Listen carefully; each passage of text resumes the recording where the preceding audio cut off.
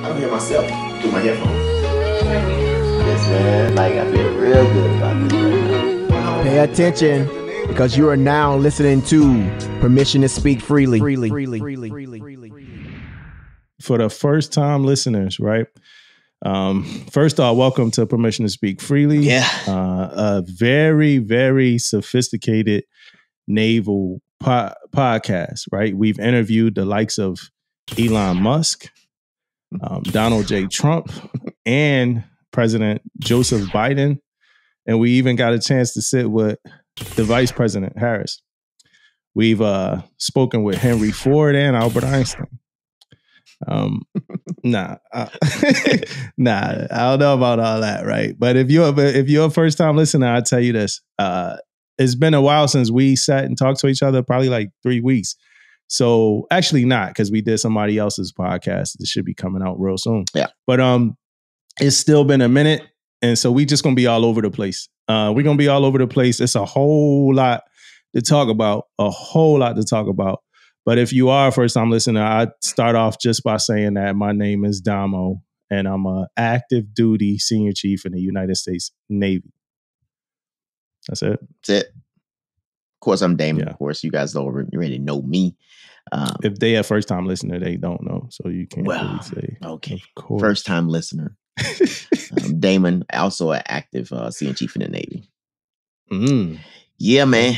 We got a lot to talk about, man. So let's dive right on up into this thing, man. I'm just so like opinionated right now. Remember that I said that, man. Opinionated. I got a question though before we dive right in, because I'm active duty. I'm active duty, and I'm a chief, and I have a chief hat on, right? Actively a chief, active, action happening. Not on a couch. I'm on a deck place. Boom, boom, boom. Right. You, you got a really nice shirt on. First of all, that's a Permission to Speak Freely Def the PowerPoint shirt available at ptsfmerch.com. I really like that shirt. But I'm looking at your hat, and it's an Orlando Magic hat.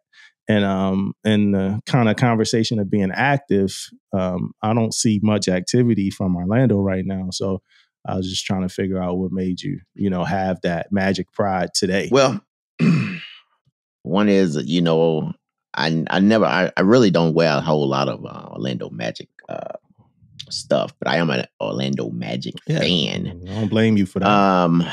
And until they, come around next year, you probably won't see a whole lot of Magic stuff. But the hat kind of matches a little bit of the shirt, man. So I kind of threw it on this morning. But other than that, man, and we are better get active, man. We got the number 1 pick this year, man. So you will hear a little bit more about the Magic, man. Of course, y'all got the number 1 pick.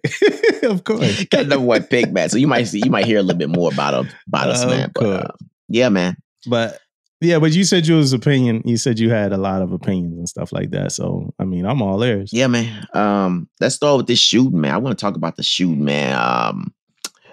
The Texas shooting is the one I'm talking about right now. Anyway. Mm-hmm.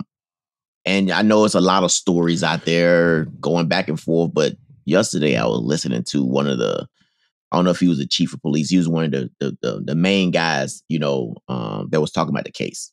Was talking about the incident.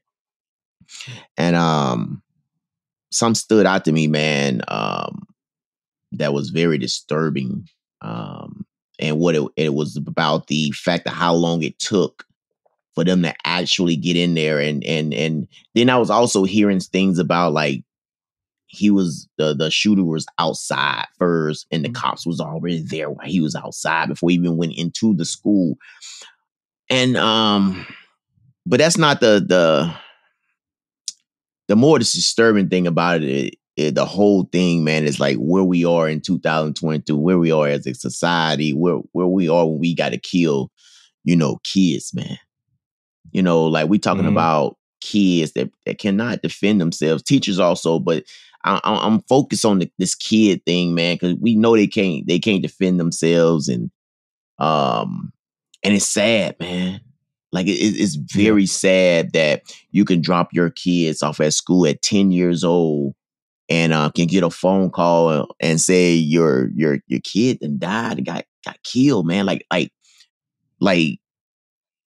man, that's like taking, dude, I can't even describe if I got a phone call like that, bro.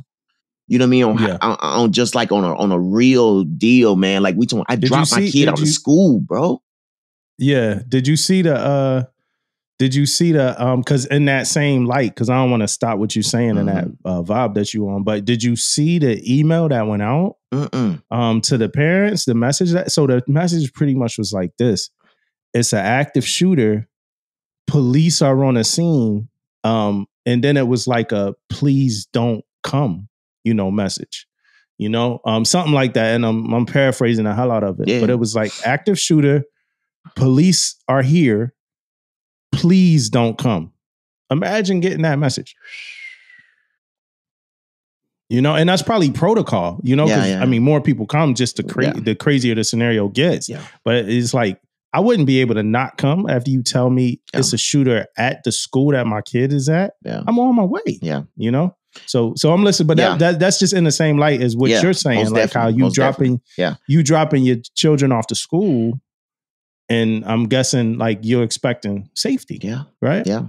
And another thing, man, when the police chief or whoever was talking, he said he wasn't on the scene, but he was trying to think about the scenario on how it happened.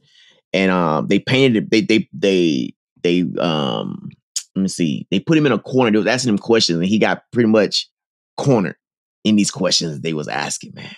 And he kept having to refer back to, okay, I wasn't on the scene. You know what I mean? So he was trying to push it that way. But one of the things that they kept like asking was the fact that how long it took for them to get inside the school. And he kept going back to, he was trying to find like the guy that was in charge was, I guess he was trying to follow. I don't know if he was following protocol. I don't know if he was trying to find, he thought that waiting was the answer to find a better way to get in, a better way to do this. But the guy also said in the same sentence, he said, it's an active shooter though. It don't take anybody can be a leader out there when you got an active shooter. You know what I mean? Like we need to get in there and handle it a bit. Like I guess at first he said they thought he was barricaded somewhere. But I heard it was cops going in and getting their kids out. Man, I heard that too, bro. That was so disturbing. I didn't even want to bring that up because I don't, dude, if that's true, man, I heard the same thing, right? But that's gotta be crazy if that's true, bro.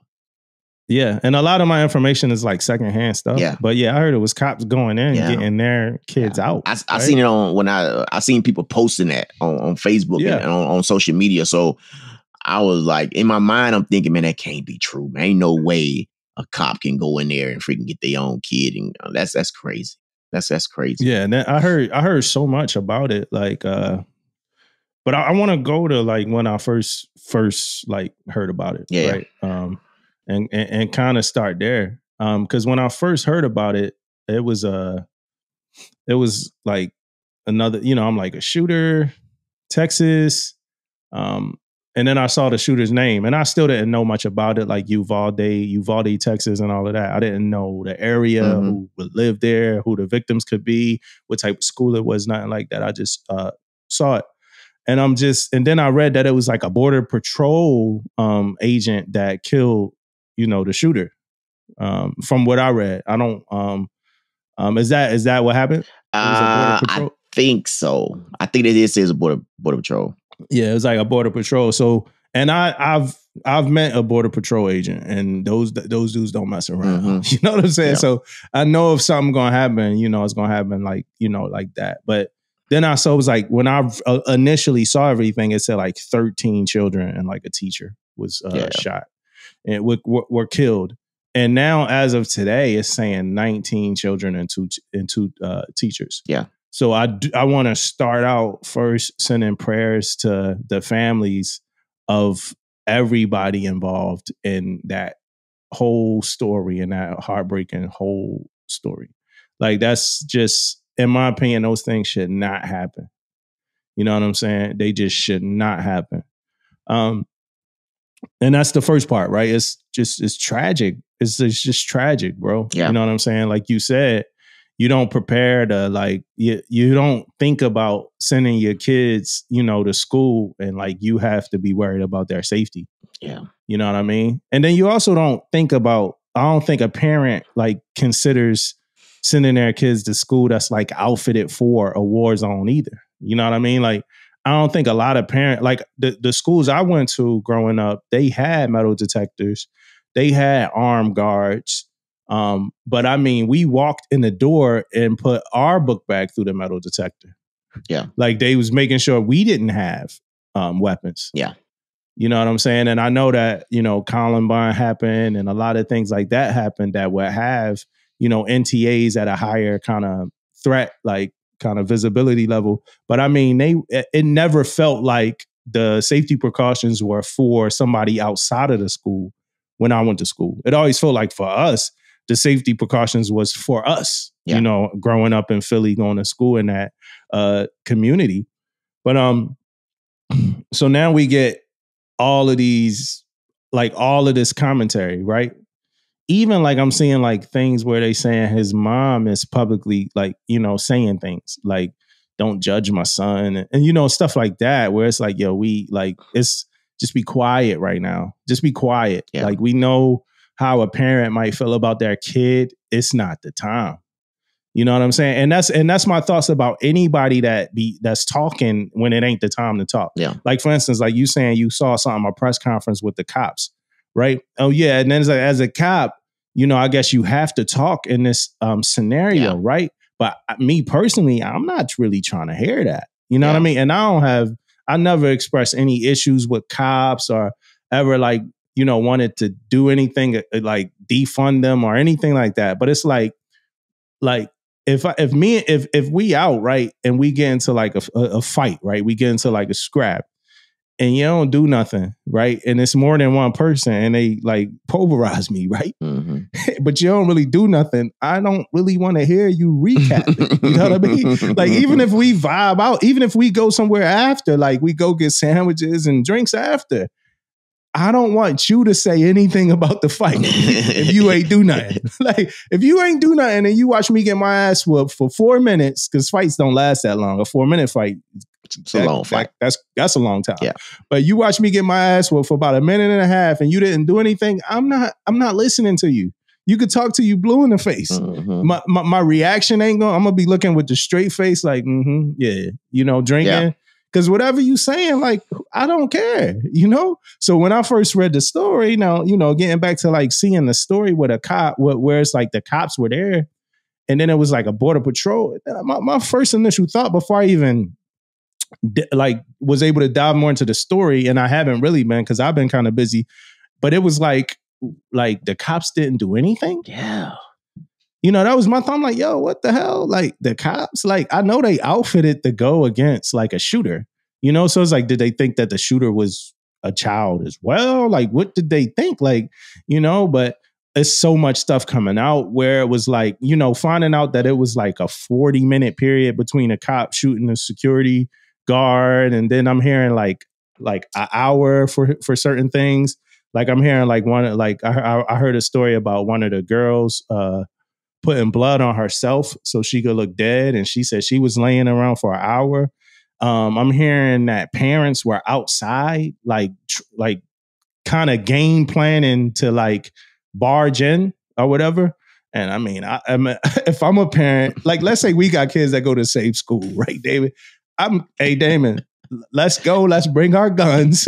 like we ain't going to do too much game planning, right? And that's not on the parent. That's not on the parents at all, right? Because it's a crazy situation scenario. But yo, let's bring our weapons as well, right? Because I see a lot of people saying that too. Oh yeah, gun rights. You know, like let's support guns to kind of be able to defend against people like this. It's about 45 of us, 80 of us. We all got guns. Mm-hmm. Like, let's go. You know what I'm saying? Like, let's go. Well, definitely no game get our kids out.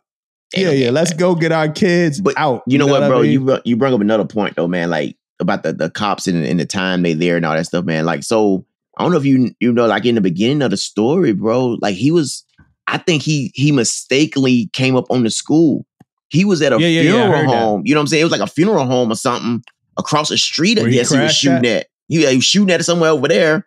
Then he end up at the school. So where the hell is the cops at doing all this time? He shot his grandma and first. shot his Then he drove Yes. and he crashed into his the funeral car, home or whatever.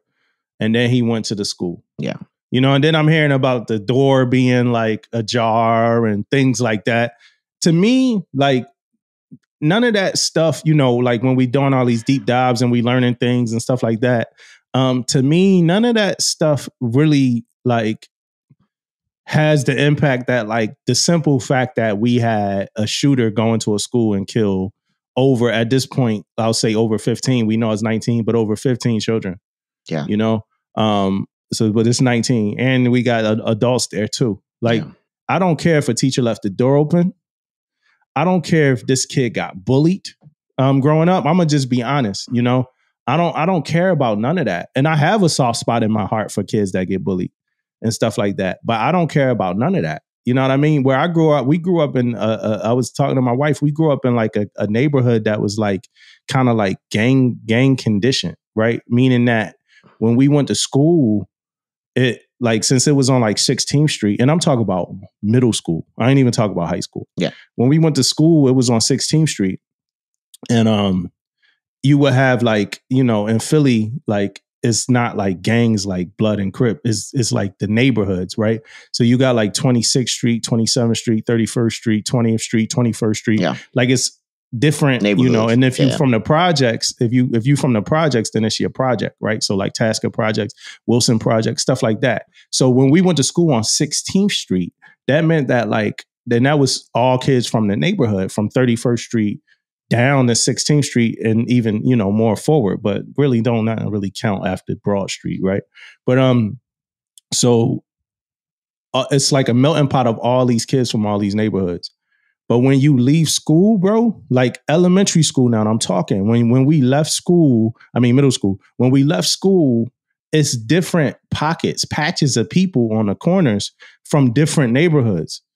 So kind of like the welcome wagon for like the person from their neighborhood. Like, so if you from 21st Street, it's like 10 to 12 people from 21st Street outside, you know? So making sure that when you know, and I never really realized this till I'm so much older, just that conditioning, right? Cause they were like, that was safe passage for the kid from 21st Street to get back to like wherever he needed to go. That was like safe passage. The same thing as 31st Street. The same thing as 27th Street. Like all the little neighborhood blocks was like there, you know, us, like me personally, I wasn't a part of any of that. You know, me and my mom moved us from like other places. Like we didn't come from South Philly. So we wasn't like bred into like that, like lifestyle. So I didn't have a group of people that I could just go to or whatever. Right. But I say all that to say this, when you don't have a group of people that you could just go to, you're going to be subject at sometimes, especially in this neighborhood, to being bothered. You know what I'm saying? I'm not necessarily going to say bullied. You know what I'm saying? Like, cause it's like, where it's like, you can't walk the halls in school and stuff happening, but like to being bothered, you know what I'm saying? And it could border being bullied. You know what I mean? Especially if you're not, it's like any kind of gang mentality. If you don't claim a gang, it's people that want you to claim it. And then it's, you know, and then it's like, if your neighborhood is a gang and people don't know that you're not a part of it, they're going to target you there too. Like, oh, you from 27th Street. And you're like, yeah, I'm from 27th Street. And Philly is a little different because it's not like, yeah, I'm a Blood or I'm a Hoover Crip. No, I am from 27th Street. I am. All right, well, still off on him. You know what I'm saying? Like, you know, it's like 16 dudes. Still off on him. He from 27th Street. Yeah. But it's not like, for me, it's not like it's going to get back to the dudes on 27th Street and it's going to be, you know, we going to go to war with y'all. Cause I'm not really friends with these, like the whole entire, you know, neighborhood as well. I had friends, of course, but it just never was like a gang mentality. But I say all that to say that never led, you know, people and where we were from to like that still wouldn't have justified like shooting up a school. You know what I'm saying? That still wouldn't have justified that. You know what I mean? And then on top of that, it wasn't even his school. That was an elementary school, man. Elementary, bro. You know, and I'm just thinking about like, it's like helpless, mostly harmless young kids in there, man. Yeah. I'm hearing that they couldn't even, like, some of these kids couldn't even be like identified, like, because of the kind of weapon. So they had to do like DNA swabs because this weapon is literally, and I wish we would have gave a trigger warning, but here it is, trigger warning for everybody. That's even a bad thing to say, right? Trigger warning. Yeah. But for anybody sensitive to this kind of information, like, please, just fast forward or skip.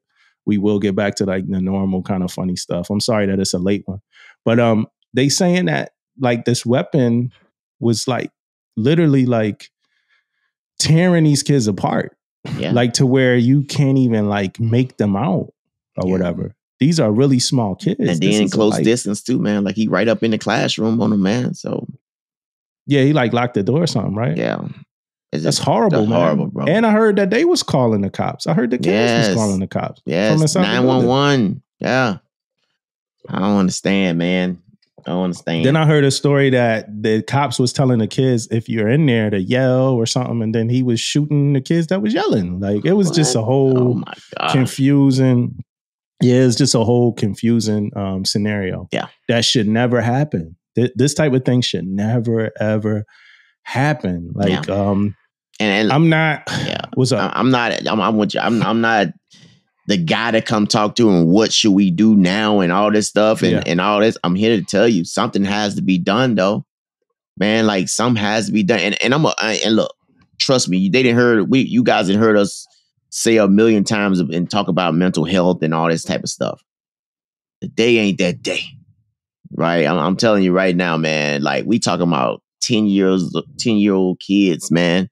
Like I know a lot of people dealing with a lot of things. I know mental health is big and huge, and really haven't came out and said anything about mental health on this yet. Anyway, but I'm assuming it's coming. No, it's out. Okay, you've been talking about it. Okay, but I'm here to tell you, man.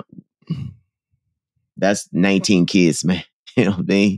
Yeah, that's 19 kids, man. So, what about guns though? What's your take on guns? Mine is might be unique because it's not. It don't lean to any side. Yeah. My take on guns don't lean to like any side. However, the type of gun, right? It's like an AR-15 or something like that. Like, what do we need that? Like, what do we need that for? Like, it's nothing that I can think of that we're using a AR-15 for in your house. I could think of one thing. Thing, and that's to protect yourself against like other people with AR-15s. Yeah. Like you know what I'm saying? When you fighting like look, I'm gonna be honest with you, man. That any of those semi-automatic I'm thinking the right semi-automatic, like machine gun type guns, whatever. They can shoot multiple freaking times and all that type of stuff. Like I don't think it's no room for none of that, man. To tell you the truth. Like why we need that in our house to protect ourselves? You get you a 9, you get you a 380, you get you whatever. I'm good. But we talking about those type of weapons, man. I don't know why. I mean, and I know people fascinated with that stuff, man. I know people love guns and love blah, blah, blah, and all this type of stuff.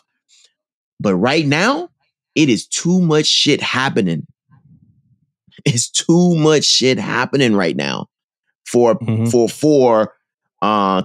have those type of weapons now, man. Go ahead. And I know the type of gun is not going to stop like the crazy person from making a decision to do something. Yeah. And there's something that's like that they shouldn't do, right? I know that, right? You know, whether it be an AR-15, a 9mm, Glock, whatever. Like, I don't believe that, like, if somebody intends to do something, that something gonna stop them from doing something, whether it's illegal, and even if that mean them acquiring an AR-15 from somewhere, black market type stuff, whatever, right? But it's like they super easy to get, like right now, like you know what I mean? Like this dude, I think this dude was a felon, right? His grandpop said he was a felon, so he couldn't even get a car or drive a car, but he was able to get a gun and ammo, like in this kind of gun. Like I me personally, I don't get it. I know it's some people that's like super duper gun advocate, like gun rights advocate. And I don't, like I said, I think we should have guns and be able to protect ourselves from like criminals and stuff like that. But my own thought is like the only reason why you would need like an AR-15 would be to protect yourself against somebody else with an AR-15. Yeah. It's no other, like in my thought process, there's no other reason. Like that's like a Call of Duty, like we like at war, like weapon, like this. And then he was like, 18 too, man. Like you got a weapon, like you went and bought a weapon like that at 18 years old. I mean, good gracious alive, man. Yeah, we don't do, and then that's another thing. Like normally, like we don't do, like mostly everything else is like, you know, steps to things depending on your age, right? Like if you want to do like, if you want to ride a bike, for instance, like you start out with training wheels. If you want to do something, it's like starter things, right? Mm-hmm. But like with the gun, you could just go straight to the AR-15. Like it's not like, hey, look, before you get an AR-15, let's start you out with a nice, you know, 22. Let's start and then like, you know, if you can show us that you could be responsible for a couple of years with this and this, and that's still me not understanding why we got people having AR-15s anyway. Yeah. You know man. And I'm with you, man. So I'm not on either side of the gun laws and things like that. Don't know that much about it. You know what I mean? To tell you the truth. But I have been looking to give myself a gun like at the house. I have been looking into that though. But it won't be nothing like that. You know what I mean? It's like maybe a 9, maybe something like that, maybe a revolver. I don't know. But I have been looking into it. But I just don't know, man. Like really, if I just don't know what is the like protocols. I guess I look up. I'm gonna most definitely do some more research on it. The protocols on is it that easy? Obviously, it is that easy because of the 18 and he you know, and went in and bought guns and ammo. So, but with that being said, man, why? That's the only thing I like to get answered though, man. Like, why? Is it that easy? Like, why is it that easy to go out and get a weapon? Like, and is it registered? I'm sure it is like registered. Don't you have to have some type of concealed weapon license and concealed? All type of stuff like this. I'm assuming you got to have. But yeah. But when you doing all that, like I said again, man, when people have intentions to harm and do danger and commit crime, they don't. And I know that, you know, and that's the biggest argument with like a lot of the gun rights activists. Like it's like, why get rid of guns when the criminal's still gonna get them? And when people make up in their mind to do things, the laws don't really matter because they decide to break the law. You know, especially some of these people that decide to commit suicide after they kill a bunch of people or whatever. They don't care. Hey, I agree with all that. But that don't mean I'm gonna make it easy for them to get it though.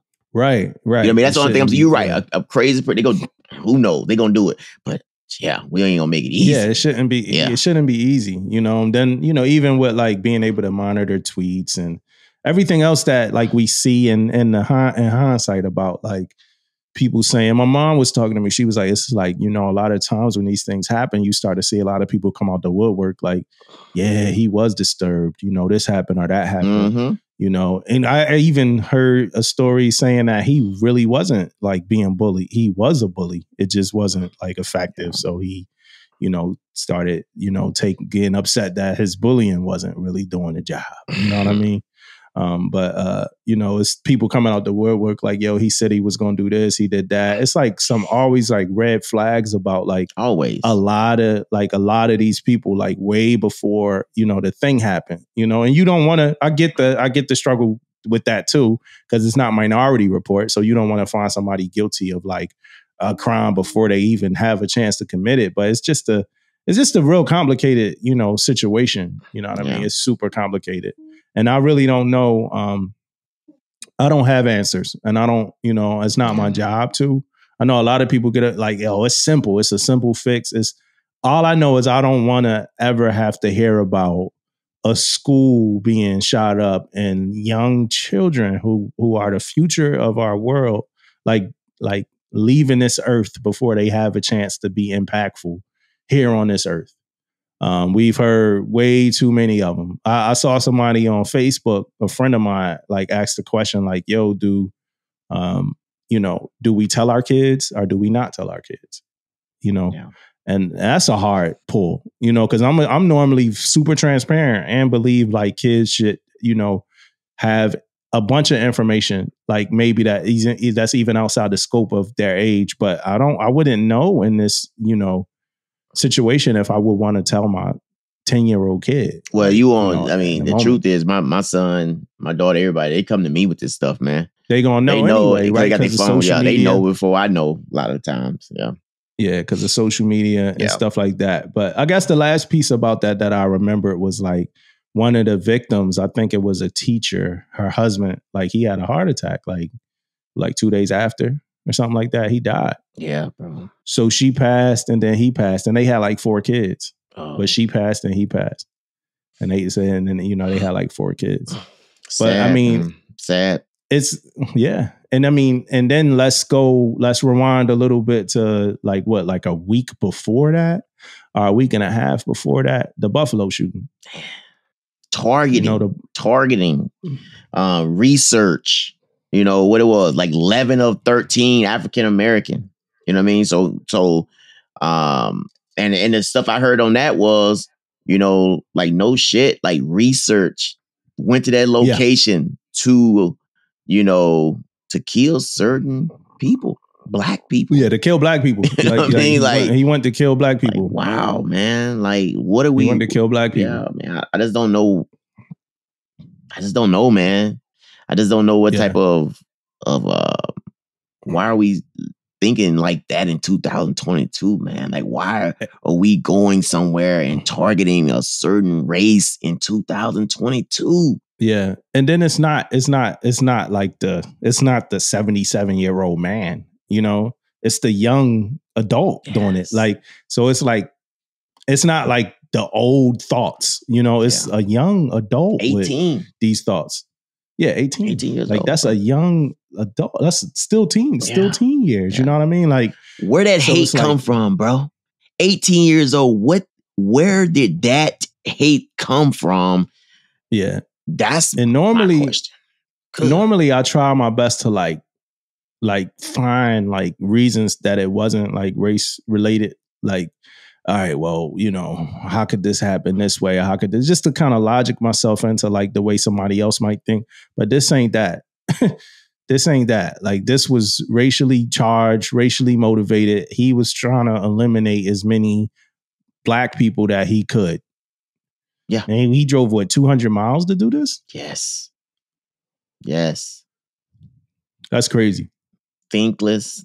I can't even just, another one of those things, man, where you could see in it that you're right, though. It wasn't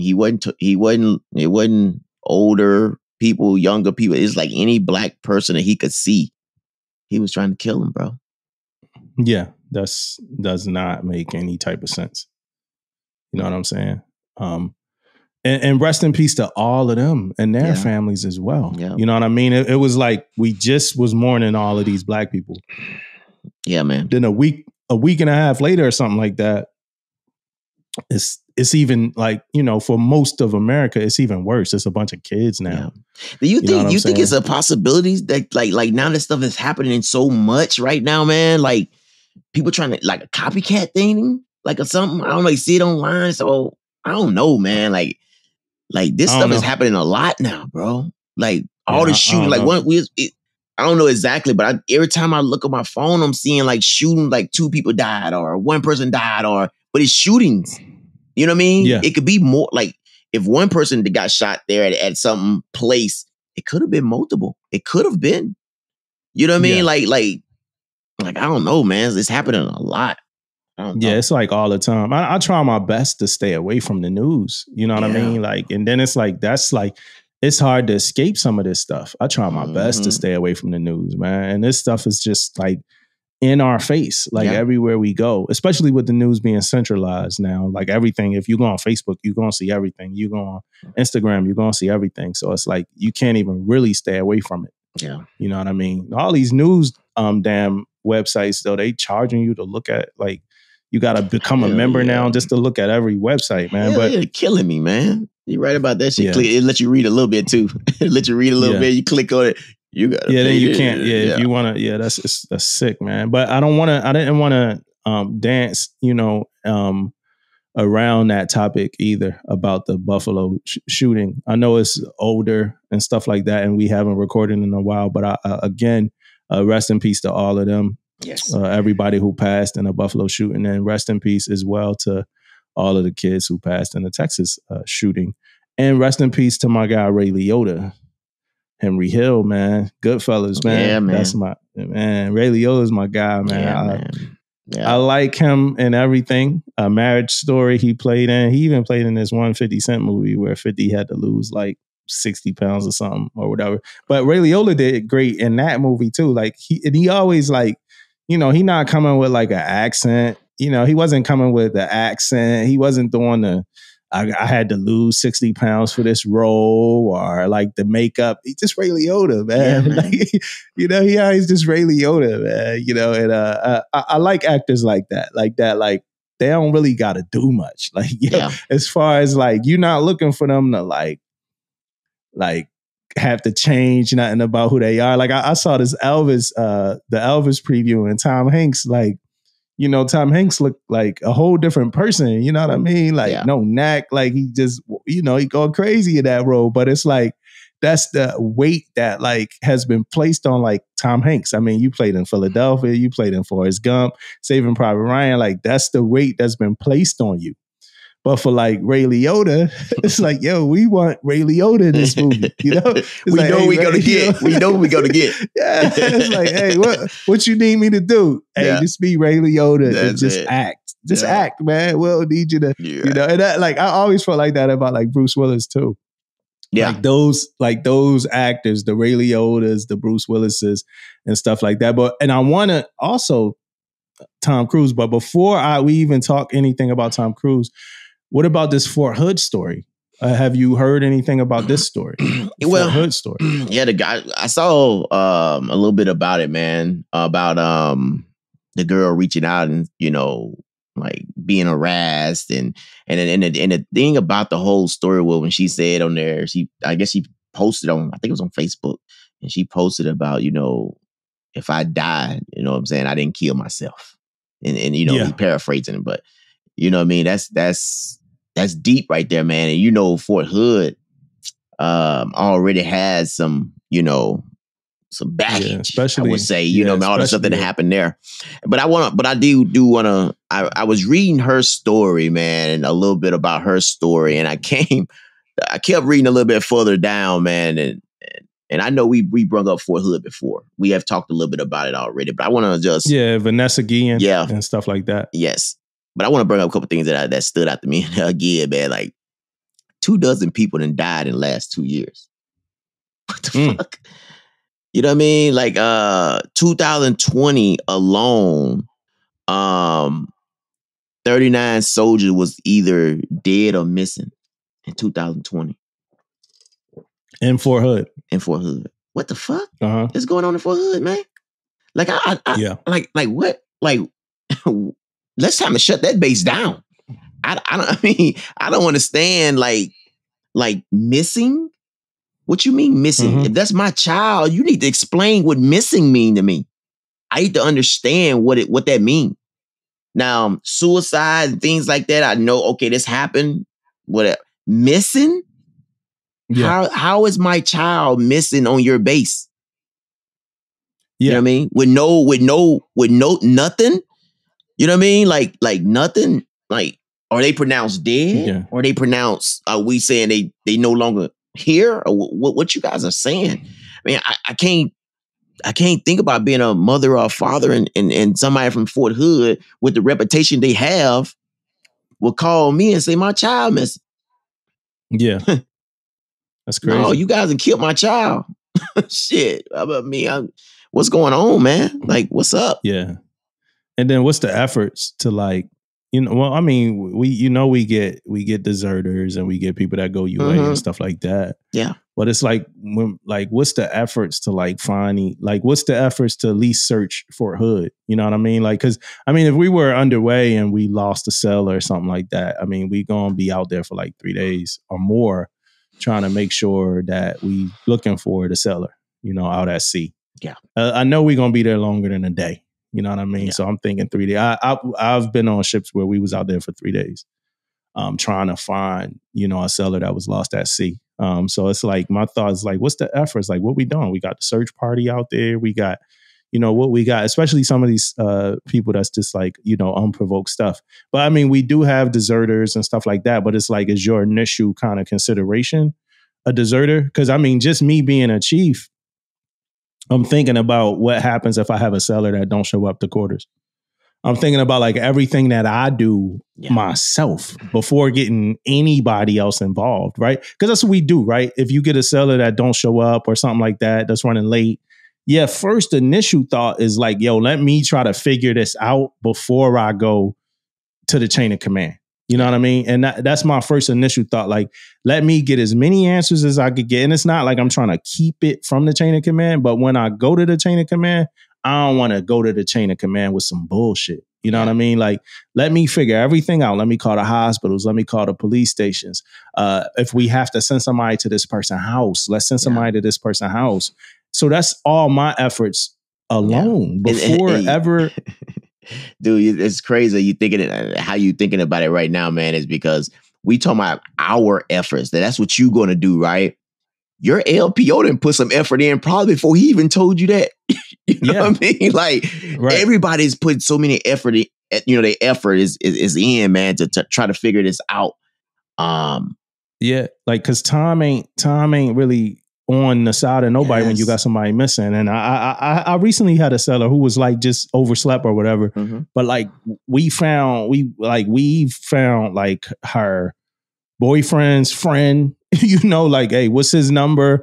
And then like got the boyfriend number, and you know, they wound up being together, sleep or whatever. But you know, he's like, yo, she here, she right next to me, sleep. And I'm like, yo, that's not enough. I need her to say it. Like, we need to hear her say that. Yeah. You know what I mean? Like, I don't need the boyfriend saying that, you know, and that's just the way that I think. You know what I mean? Some people might, the boyfriend said they good, like, because it was like a day off for her anyway or something like that. Telework day or something like that. But we needed her to muster. Plus, when you telework, you should be working anyway. But the boy, you know, it's like, yo, she overslept, you know, and I'm like, yo, no harm, like, in solace from this, but I need to hear her say it. Like, I need to hear her voice say that. I don't need a text from her phone.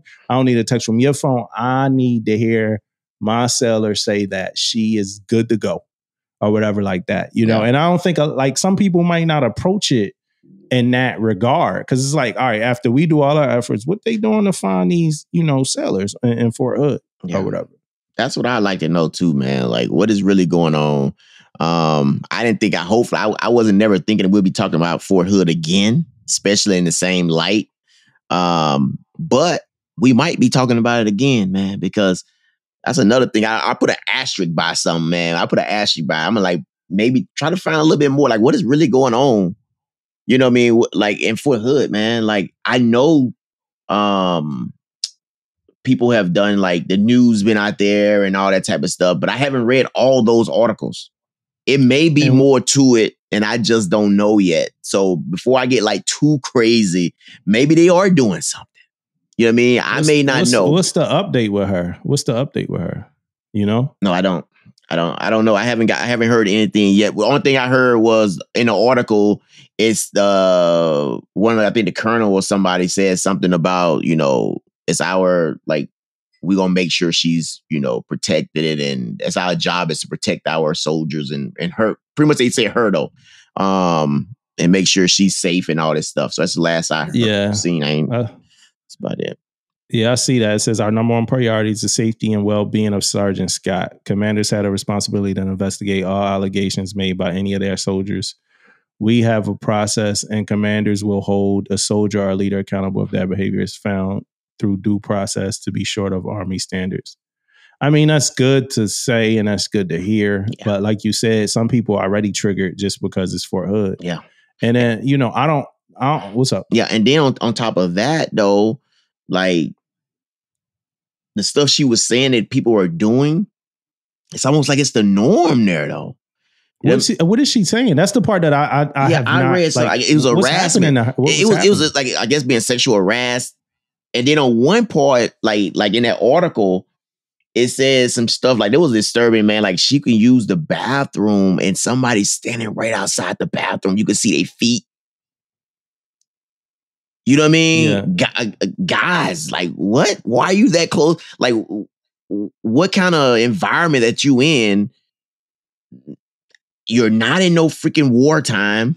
You know what I mean? So what type of environment you in that a female can go to the restroom and a male is right outside the door, like right outside your stall? What type of environment that is in Fort Hood, man? Like what the hell?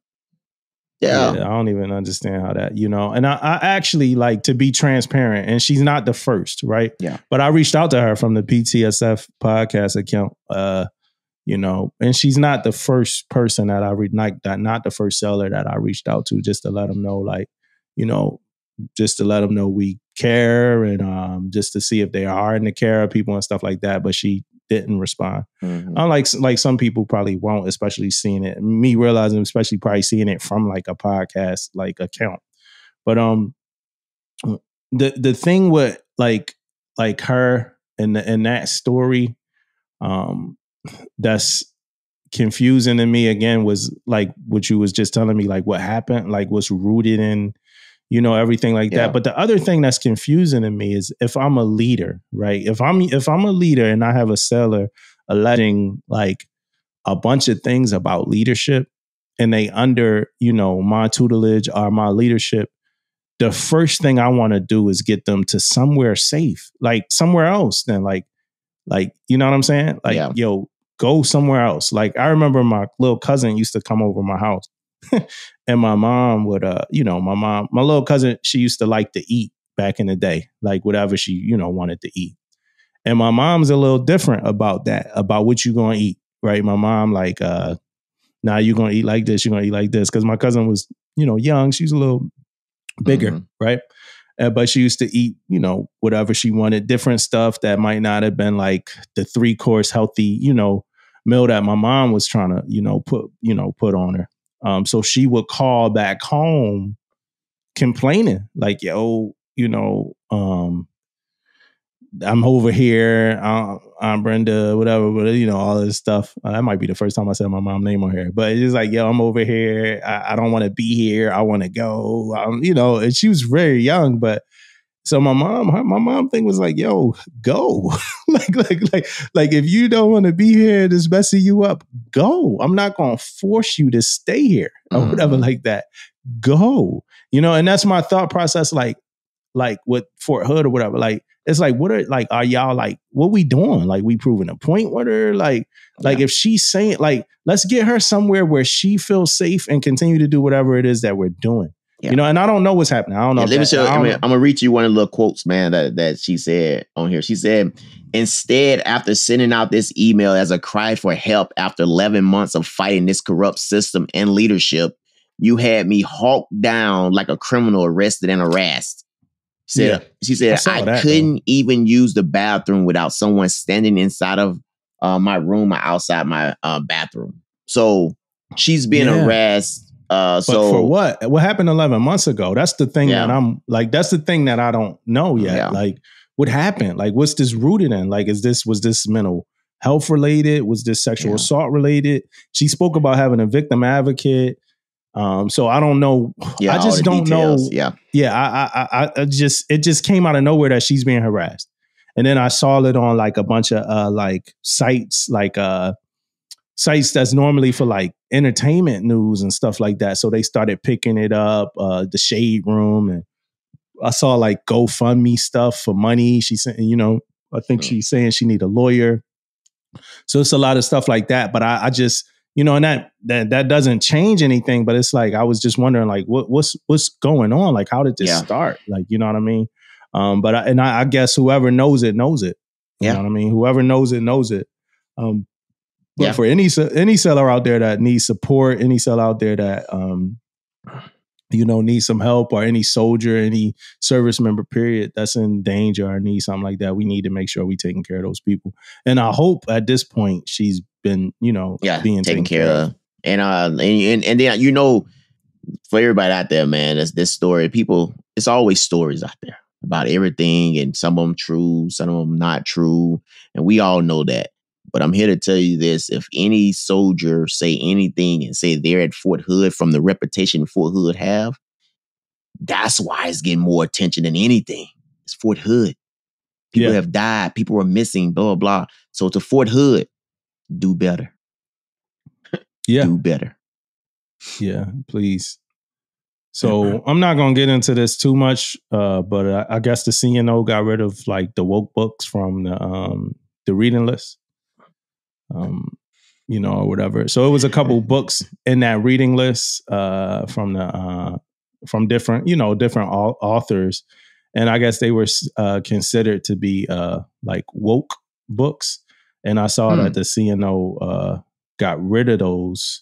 And some of those books really didn't have anything to do with like the Navy.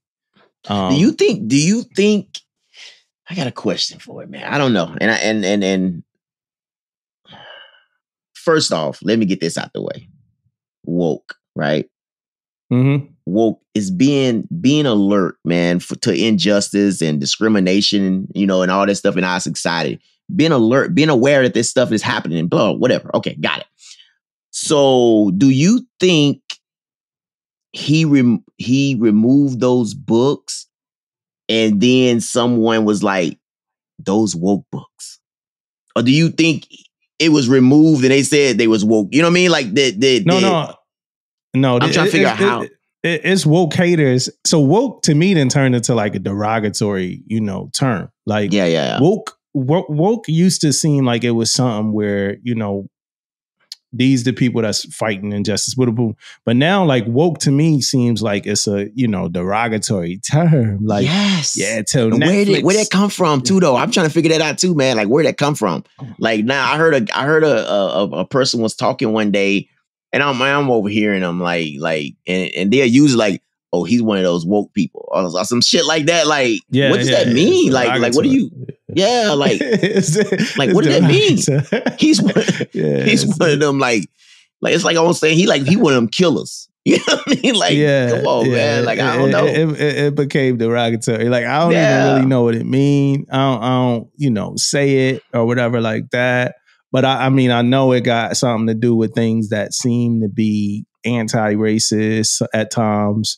Or and I know some of the books that they got rid of was like the anti-racism books or whatever. And I've read a few of those books. You know, and I never come away from those books with like anger against like, you know, people that's not black too much, you know, but you learn about like our history that I don't think should be like hidden. You know what I mean? Especially knowing that like I was watching some other doc and it was saying like, you know, coming from like slaves, it got to like being a certain point where we can't trace our roots too far back. You know, like my roots might literally go back like 7 generations and then that's it. Like I cannot find out because like they were like numbers at some point in time. So I can't even really find out, you know, my roots. So to be able to know at least some of our story, even though some of it is rooted in like a very dark history of the country that we even chose to like, you know, fight for, or be willing to fight for. It's rewarding that for me, like just to know a little bit of my, you know, history, even though it's not history that I could get from my family, because again, your family, like I said in the doc I was watching, it was like a 60 Minutes doc where the dude had bought his, the house that his ancestors were slaves in. He bought the plantation house for his family and they didn't know none of that. Like they found it all out after he bought it. They found out that their family was buried right outside, you know, but it's like, in reading that, you know, after like the way their family worked was like after slavery, nobody talked about slavery. Like, you know, it's like, we're not going to talk about slavery. So the only history they knew came from moms and whatever came after moms. Moms never talked about her mom and dad who were slaves, you know, so they had none of that information. Their information started with moms. So whatever happens after this is our life. This is our history, you know, and that's the same for most of us African Americans. Like we can't go further. We can't go past like the ships that were like, you know, stuffed with like black bodies or whatever. We can't go past that, like to like, you know, the trading posts or where they used to sell us at. Like we like our history, you know, so some of those books like they about like it was a book called like The Complete History of like being African American, whatever like that. Like, so some of those books are like about like that stuff, you know, all the way down. And then, you know, they call it like anti-racist. And I know some people might be like, well, you know, anti-racist really mean racist, but no, these books, like, in me reading the books, I never took away from the books like, yo, I'm black for like and against everybody else or whatever. I never took that from those books. You know what I'm saying? But like I said, a lot of them didn't really have to do with the Navy per se. They didn't have anything to do in the scope of the Navy, but also it's some Brene Brown books about leadership that's not really in the scope of the Navy. And a lot of leadership books to me sometimes don't even mesh with like the Navy. Like, you know, it's like, oh yeah, you could go and take all your guys out and girls out on a retreat and y'all, no, I can't do that. like you know, like some of the exercises and leadership that they give even in those books don't really work with the way the military, you know, is structured. You know what I mean? You know, when you said something, you said something earlier, man, about like when slavery was over, no one talked about slavery, right? And my grandmother, man, was born in 1923. Right. So meaning what I'm getting at is meaning she probably like her parents grew up. If she and my grandma, I'm assuming she knew something about that time back there. Then her parents, we talking about grew up in Mississippi. So, but we never talked about it. That's what I'm getting at. Like we never really like talked about that stuff. Now I'm thinking back right now, man, we never talked about that. Yeah, no. You know what I mean? So yeah. Not gonna talk about it. You know what I'm saying? Not gonna talk about it. Yeah. All right. So let's talk about us for a second, right? Yeah. Let's get into us. We talked about the world. We haven't talked much about the Navy yet. CNO got rid of woke books. Okay. I don't necessarily get my reading standards from the CNO's reading list. Anyway, I look at it and I've read books from it, but I read books all the time.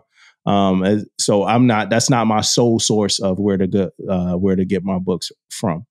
But let's talk about us, man. Like it's a lot going on, man. You got a surprise visit. Like, what's up, man? What's going on? So, yeah, I sorta got a kind of surprise visit. Oh, you knew? You was the one that knew? I knew.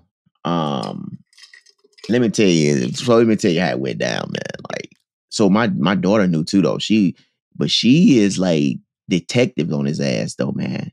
She freaking like he said he was coming home within this certain time period, so we just didn't know when. We knew it was coming up though. So I guess every day she was looking at his location. Dang. Ain't that crazy, bro? So Women, man. So she was looking at it. So on the phones, on our phones, women, all you gotta do is look at it. So she knew, she was in her room knowing that he was in California. Okay, you know what I mean? So she knew. I knew already because. So that's why y'all ain't sound that surprised when he surprised y'all. Yeah. Because I saw the video. It was like, y'all was hey, you dapped him up. Like, I was like, they not that surprised. But no, I already knew anyway because he hit me up and told me that, so the same day, he said, hey, I'm coming home on Thursday, blah, blah, blah, at 8:30. So the whole day, I think he told me the day before, the whole day, I'm thinking I'm picking him up at 8:30. Yeah. You know what I mean? So I go to work that day, man. I didn't went out there. I didn't went around and had a little golf thing out there on base. I'm playing around out there, trying to buy time. You know what I mean? I ain't want to come home and then go back out there. So I'm messing around. So I hit him up around about 3:30 just to make sure. I said, hey, bro, it's 8:30, right, man? Making sure, my time is right and stuff. Yeah. He said, yeah. I said, my friend picked me up at 8:30. Yeah, he a grown man, dog. He don't need you to come get him. Like, no, I got my ass out there. You say that shit in the beginning. Yeah, you trying to buy you time. Tell Your me whole day is devoted on to being ready to pick him up. Dude, bro, I didn't get off like 11, 12 o'clock. But he never told you he needed you to get him, though.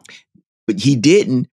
Why are you telling me 8:30 though, bro? Grown man. Wait, look, like, he coming. I got it. Like, I understand all that, man. But hey, if you tell me 8:30, I'm thinking I'm picking your ass up at 8:30.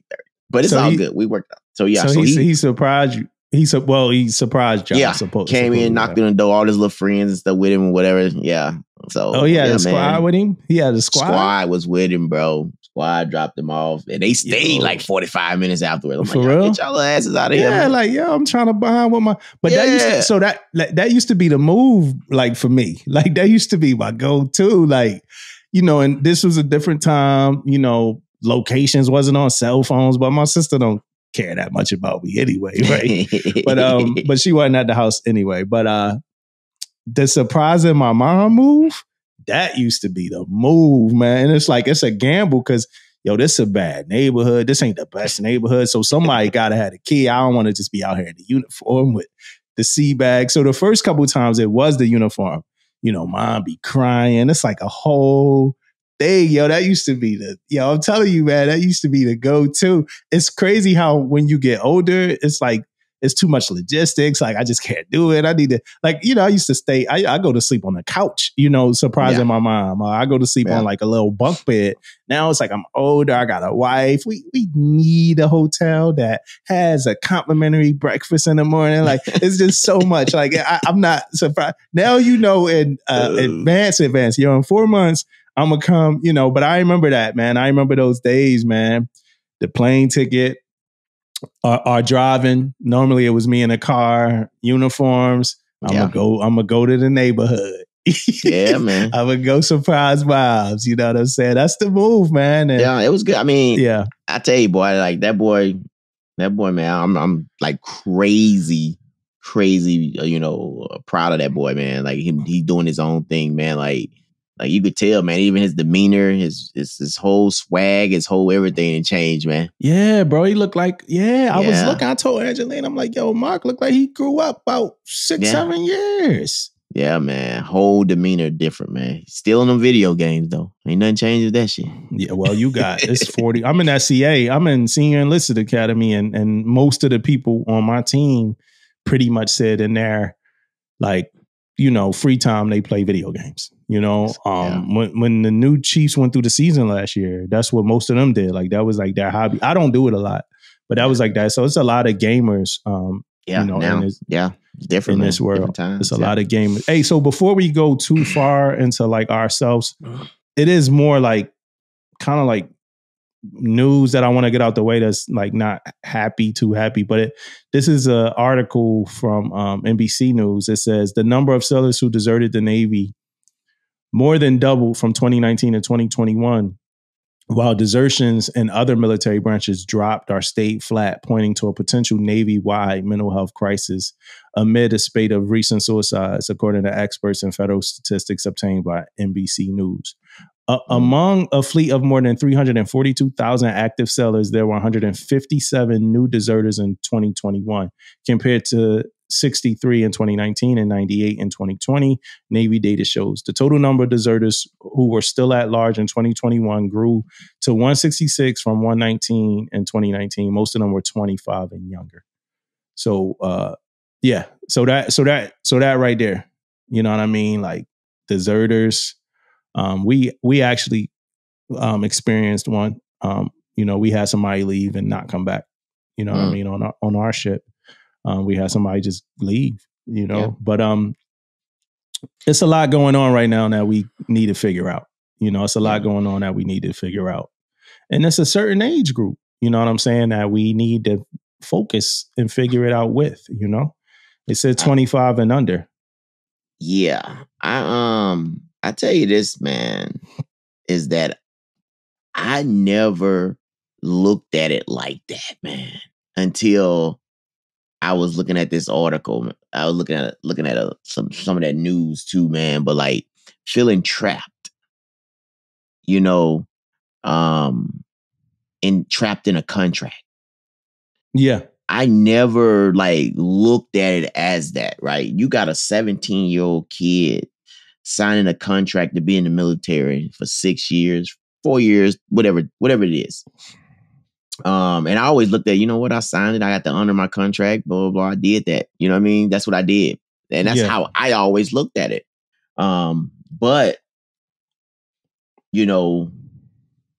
is it a way we can write these contracts and things don't. Everybody ain't meant for the military, man. Yeah. You know, and we also we it's built in us, the people. I'm gonna say us, meaning the lifers, that you sign that freaking contract. You know what I mean? Do your time and get out. You know? Yeah, I mean that's honestly not built in me.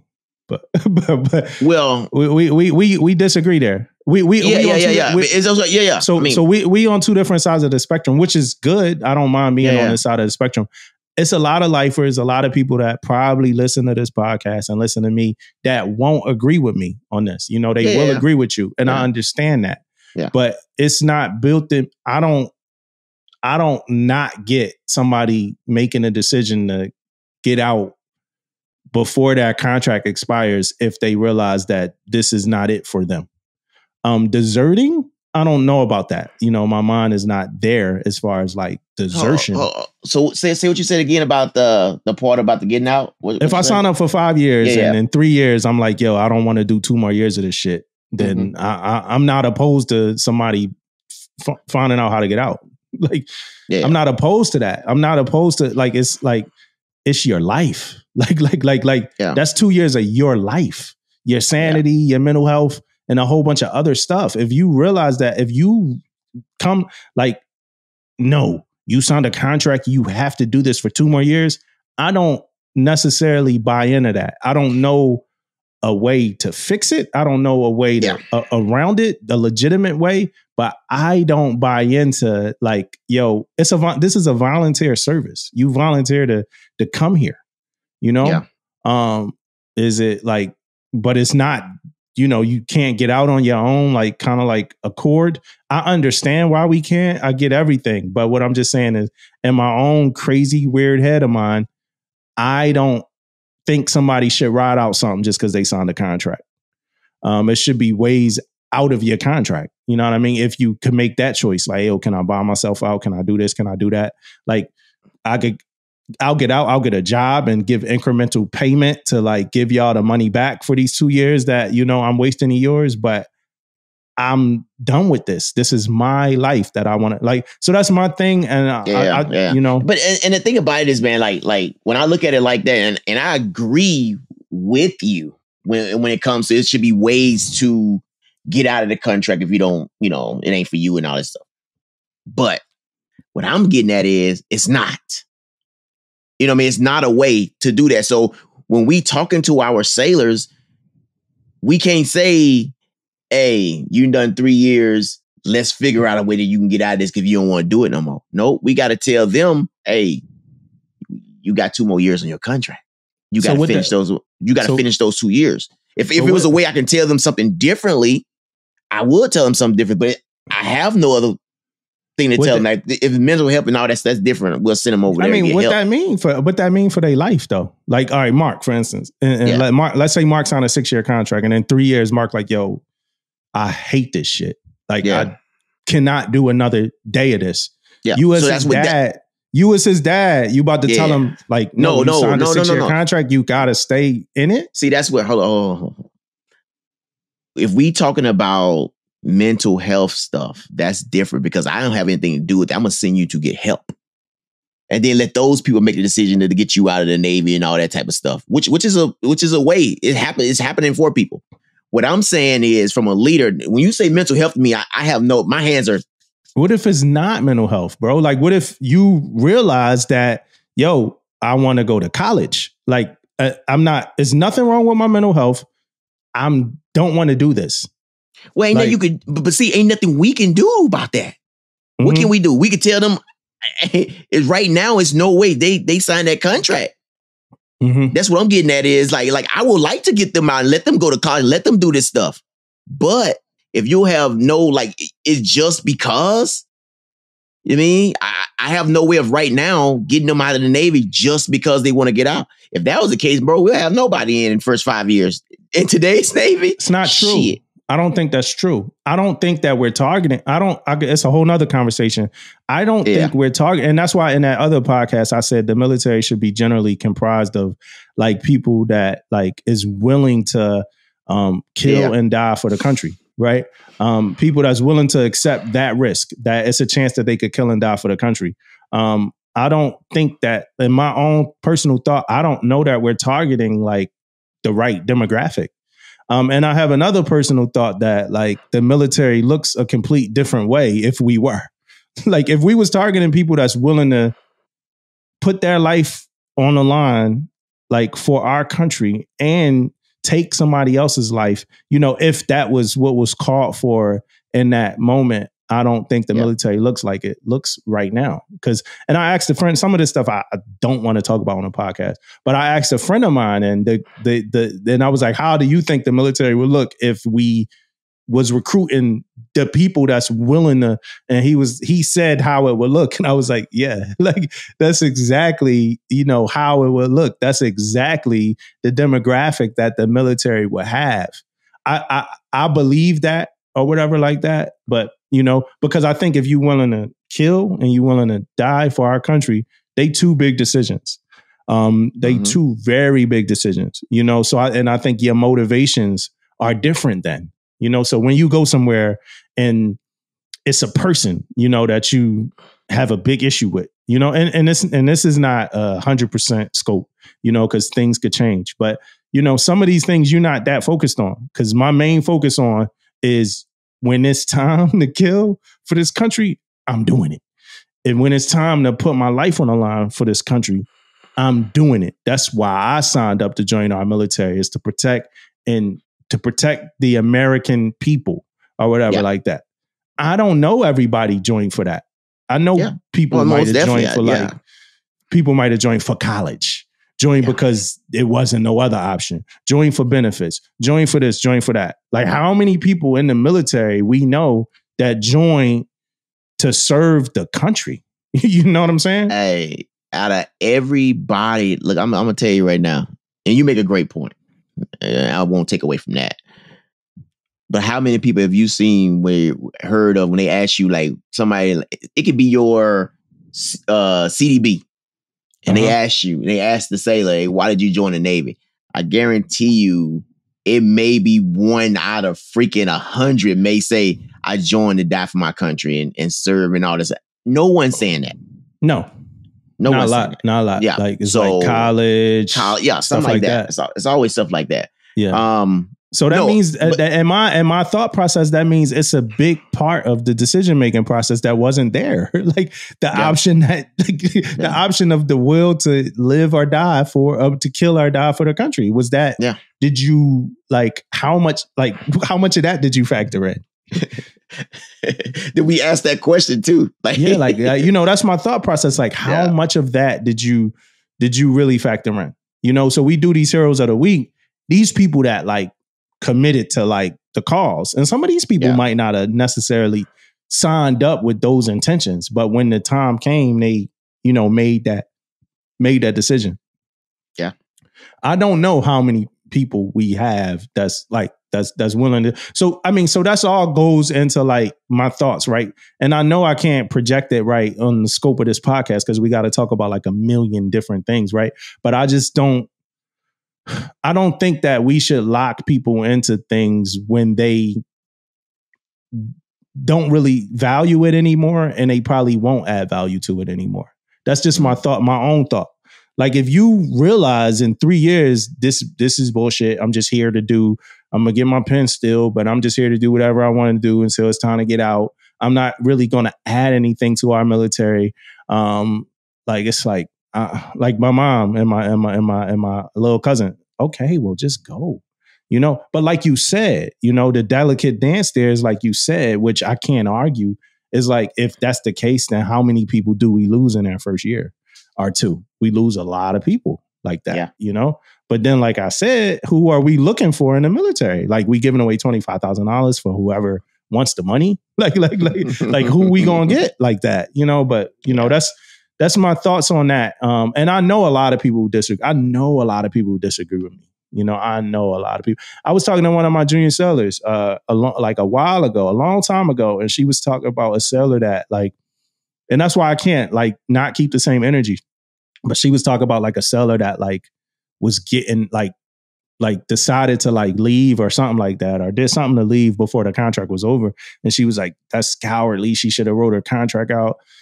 you know, and I'm like, well, at the end of the day, like, who's the real judge of any of this, of her life? Is it like her? Is it you? Like, who's the real judge of her happiness, her life, and what kind of, like, you know, gives her energy and, you know, stuff like that? Because it might not be mental health today, but it could be mental health next year 2 of you being somewhere that you know you don't want to be. You know, it's a lot of things that come along with requirements that come along with being in the military. And one of them in my thought process is like, you know, respecting, you know, rank, you know, so respecting rank is one of them things that, like, you kind of got to do it. You know what I'm saying? In a way. Yeah, we choose to do it, but it's a way, like some of these juniors, they kind of have to do it. Like, they might be somewhere else, and they might, like, if it was like not in the military, like somebody might have got punched in the face like 3 months ago. Yeah. You know what I'm saying? You know, so when you're dealing with that and you're dealing with the realism of like, yo, I don't want to be here, you know, and then you still making a choice to be like, all right, I got this asshole LPO every day that I just want to like smack one time or whatever like that. That's going to be a harder decision not to do that every day for the 3 years that you know that you didn't want to be here no more. So it might be like an incident waiting to happen. But I mean, that's my thought, Damon. I know you don't agree 100% with what I'm saying. And I know a lot of people. No, look, I actually in a crazy way agree a little bit, because I only reason I say that is because I think it should be a way. Yeah. You know what I mean? But my thought process is it's not. It's not a way. So it's like, it's not a way. You know what I mean? So that's the only thing I got. I mean, I most definitely, man, it's like you're right. Like if everybody know it costs a lot of money to put a sailor through a lot of schools, a lot of this stuff. If you get out or whatever, you're going to have to pay that stuff back. And I think that should be something that was written probably in their contract. If you get out before this time, you know what I mean? Yeah, you owe us. Ass. You know what I mean? Type we stuff. On your ass. Because you did sign a contract. So you owe us. We on your ass. You could get out. But if you get out, you paying us. We taking half of your paycheck. You know, whatever it is. And that's me saying that with the thought process that, like, I would write out the contract. Like, I would, due to like my own personal principles of who I am as a person. I will write out the contract, no matter how hard it is, or like, for me, I'll find the goodness in it and ride it out. So that's me, me saying that. All right, let's get back to it though. Back to your week. I know we stopped for a second and got into some real like stuff again. So back to your week. Well, your weeks. It's been a while, man. Yeah, man. So, Mark was the biggest thing, man. And then, I went yesterday, man. I had a pretty exciting day yesterday, man. I went to one of my buddies that stayed down the street, man, to a Marine retirement. My first time going to that, man, like that type of environment. But it was more to it though, man, because he was a master sergeant, so he actually turned over also, right? So he turned over, then he retired. You know what I mean? So it's a little longer than I thought it was gonna be, put it like that, right? Yeah. But good ceremony, man. It was almost just like passing review type stuff, man. Like, you got everybody coming through. They doing the march thing. Like, it was a whole like boot camp type style. The turnover was. I never like saw that, but actually being CMC, they never do like a formal turnover anyway, though. You know what I mean? They go in there and like what, shake hands and shit. Yeah. You know what I mean? Like, hey, you got that. Might not meet the guy. I'm saying, might not for the meet most that. part, yeah. For the most we'll part, talk about that too in a few meet minutes. About senior leadership. But yeah, man, it was very good, man. Like the speakers, man, like very good, man. His the person that was in charge, you know what I'm saying? Like the command, like she could speak, man. And she spoke in a way, like, I know you ain't got done with the SEA yet, but it was kind of one of those things, man, how they teach you how to like say things and do things and how to cue it. You may have like, she had like a cards, you know what I mean? And she was cueing, like, she did it the right way, put it like that, man. And she missed nothing. You know what I mean? Sometimes you can go you can get to talking, and that's what I do sometimes, man. That's why I try to have something to cue up when I'm like talking for a while. If I don't have anything to cue me up, I will talk and forget little things. And then afterwards, I'll come back and say, man, I forgot to say this. Yeah.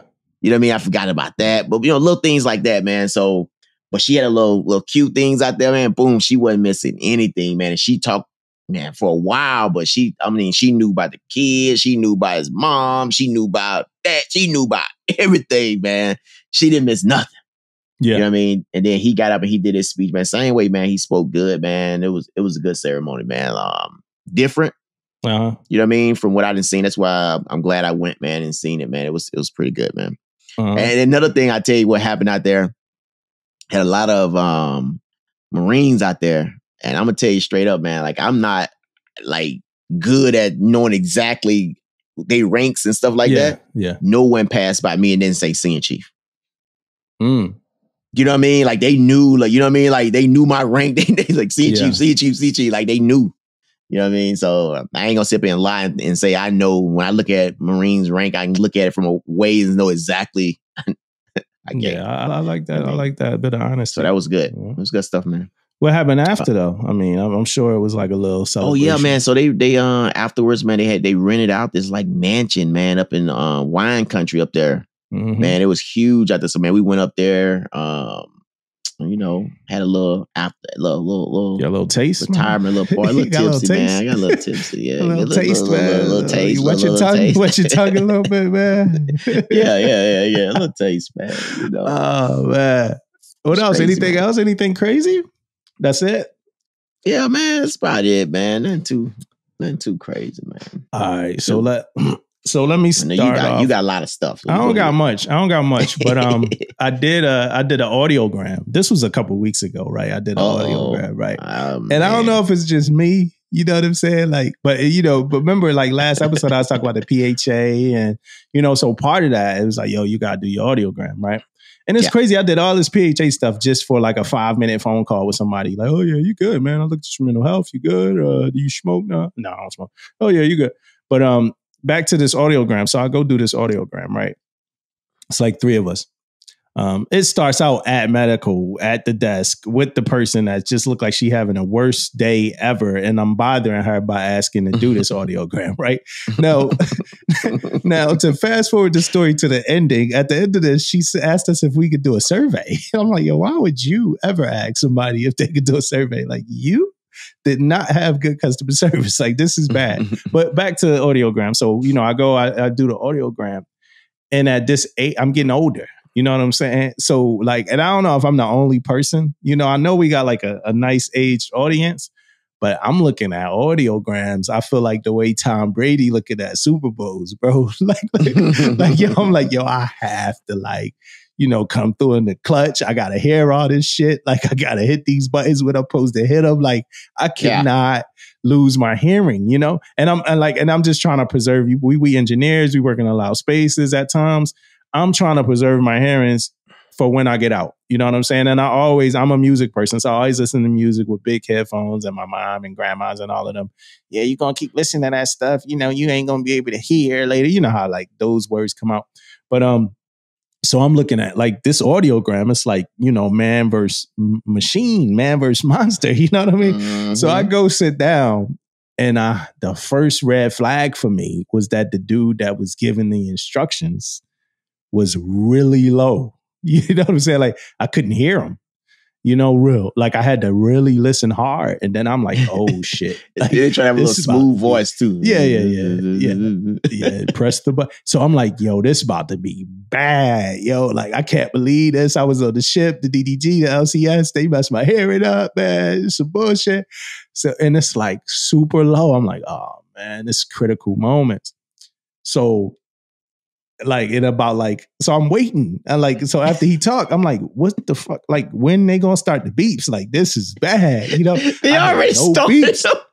So they send me the message. They like, hey, it's beeps happening, but you're not clicking that. And you have to click when you hear the beat. So we gonna start your audiogram all over again. right? Oh my God. No lie, this shit happened like 4 times, bro. Like for me waiting a minute for the, and now you're not waiting. Like anybody on YouTube, you can see me, but I got the prong. Like I'm like, yeah. Like nothing happening, right? So I look at my prongs, I looked at my audio cables, right? And the audio cables, they like kind of like coming out of the input. Like they not all the way in there. But I'm like, I never ever looked at an audiogram like machine before. So I'm like, well, maybe that's how they supposed to be. I don't know. I still should maybe hear something. Yeah. But that was the case. They wasn't in. Like, so eventually when I felt like I was up against, and I feel like as the person administering the audiogram, like you need to do your little, your little one time kind of look through to make sure we good. But that's neither here nor there. But like I finally stuck them in and then I was good. And then it was like a little spider. I don't know. It just caught my attention. It was like a spider inside the glass, just kind of living life. And that caught my attention for a minute. But the audiogram, like I never ever felt like this either doing an audiogram. That shit is long, man. It was long. Like I don't know. It really not that long, but I think it just seems long, bro. It was long. And I don't know if I made everybody else's longer because again, it was like 6 or 7 minutes before I even started mine. But it was like, yo, what am I here so long for? Like, how many times? Like, yo, test my ear. Yo, go to the different octaves, and that's it. Like, why we gotta do this 20 times? Like, I feel like, and then that made me realize, like, I cannot. And this is not a joke. I'm not joking. I'm not saying this to be comedic, but that made me realize I cannot do gel. I can't, yo. I cannot sit in a cell. That little box. That little bit of time that I'm doing my audiogram, I'm like, yo, what? Like, my life is different. Like, I don't have this time. Like, I'm an adult, man. Like, what the fuck is going on for these 20 minutes? Like, I'm an adult. Like, let me out of here. Like, you got it. Like, what's the decibels, man? What's the change? Let me get up out of here. You know what I'm saying? Yeah. You know what's crazy, man, about the audiogram also, man, is the fact that, dude, way before we came in the Navy, they was doing this shit in that box. It has to be a better way to do audiogram now, man. That shit old. Gotta be a better way, man. Come on. No, that shit old, bro. That shit old. My wife graduated. She got her master's in social work. She's also in an honors program and like everything else. Congratulations. Yeah. That's big, man. It's big time. Big time. It's cool. She don't listen to the pod, so she's not gonna hear this anyway. She hear when we record and be like, yeah, I'll listen to the pod. You don't listen to the pod, babe. But she graduated. She got her master's degree, honors and stuff like that. I think she got bit by the bug seeing the people getting their doctors, their doctorates, their PhD. I got bit by the bug watching people get their doctorate degree because they got the funny hat, they got the little floppy hat, little Applejack. It's a different, huh? Yeah, you different. Like you different. Y'all got y'all square hats, and here I come with my little boingly joint. You know what I mean? Like we different here, man. And, but it was cool seeing it, and I remember it's crazy. I remember being young.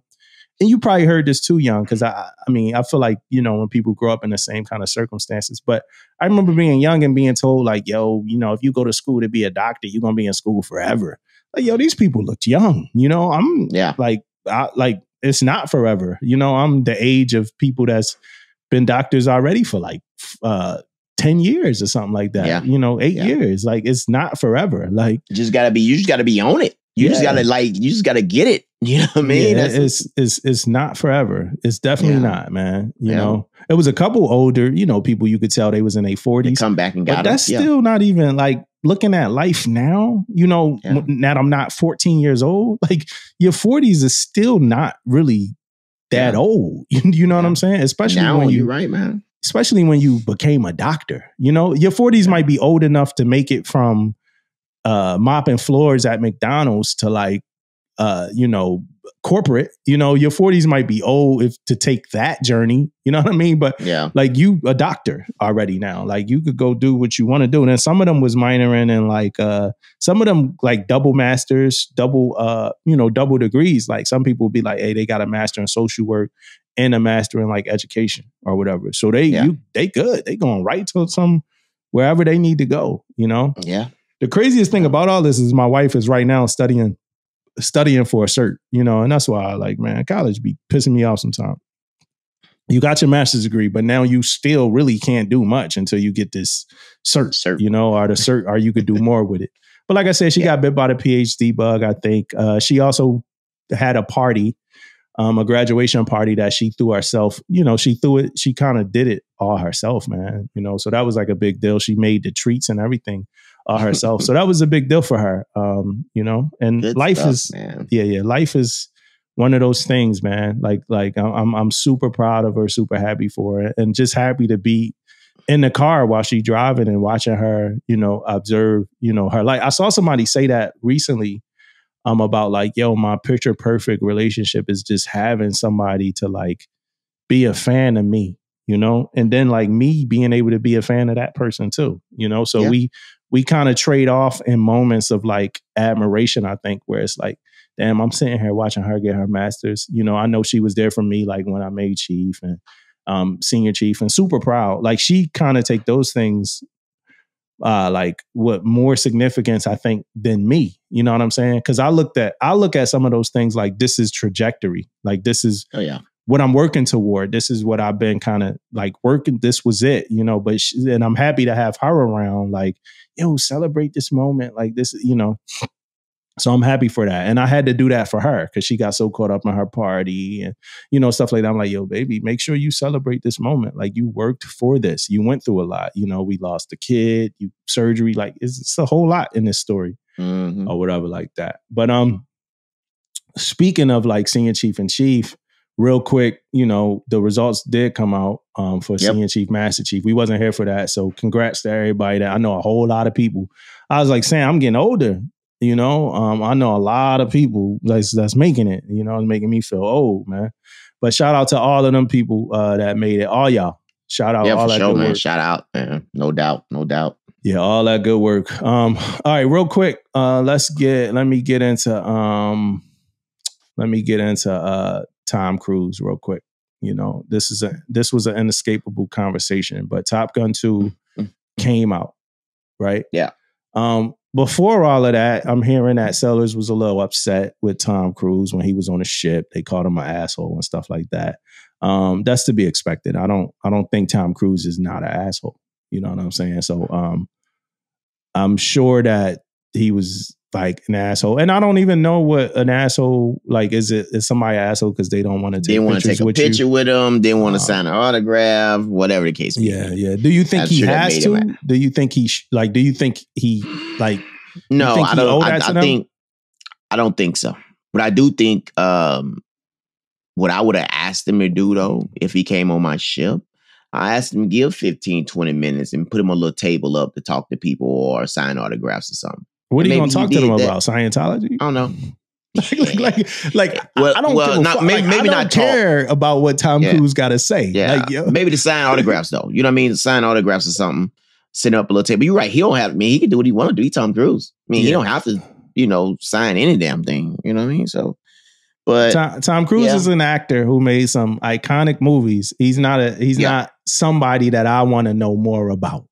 You know what I mean? Now, if the CNO was around or somebody like that was around, then I would probably, you know, and I'm about to say some good things about Tom Cruise in a second, but I'm that kind of person. Like both things could be true, you know, for me. I don't care nothing about Tom Cruise. It's not too many famous people that I want to talk to, get their autograph.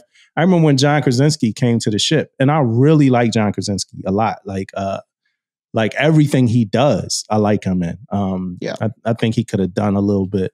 I think he could have fought a little harder in the Doctor Strange movie or whatever like that. But like, I liked him in The Office. I liked him in Quiet Place. I liked him in like everything. But I didn't feel the need to stop working, you know, like whatever light bulb I was changing or my guys were changing, whatever 13-week report we was looking at.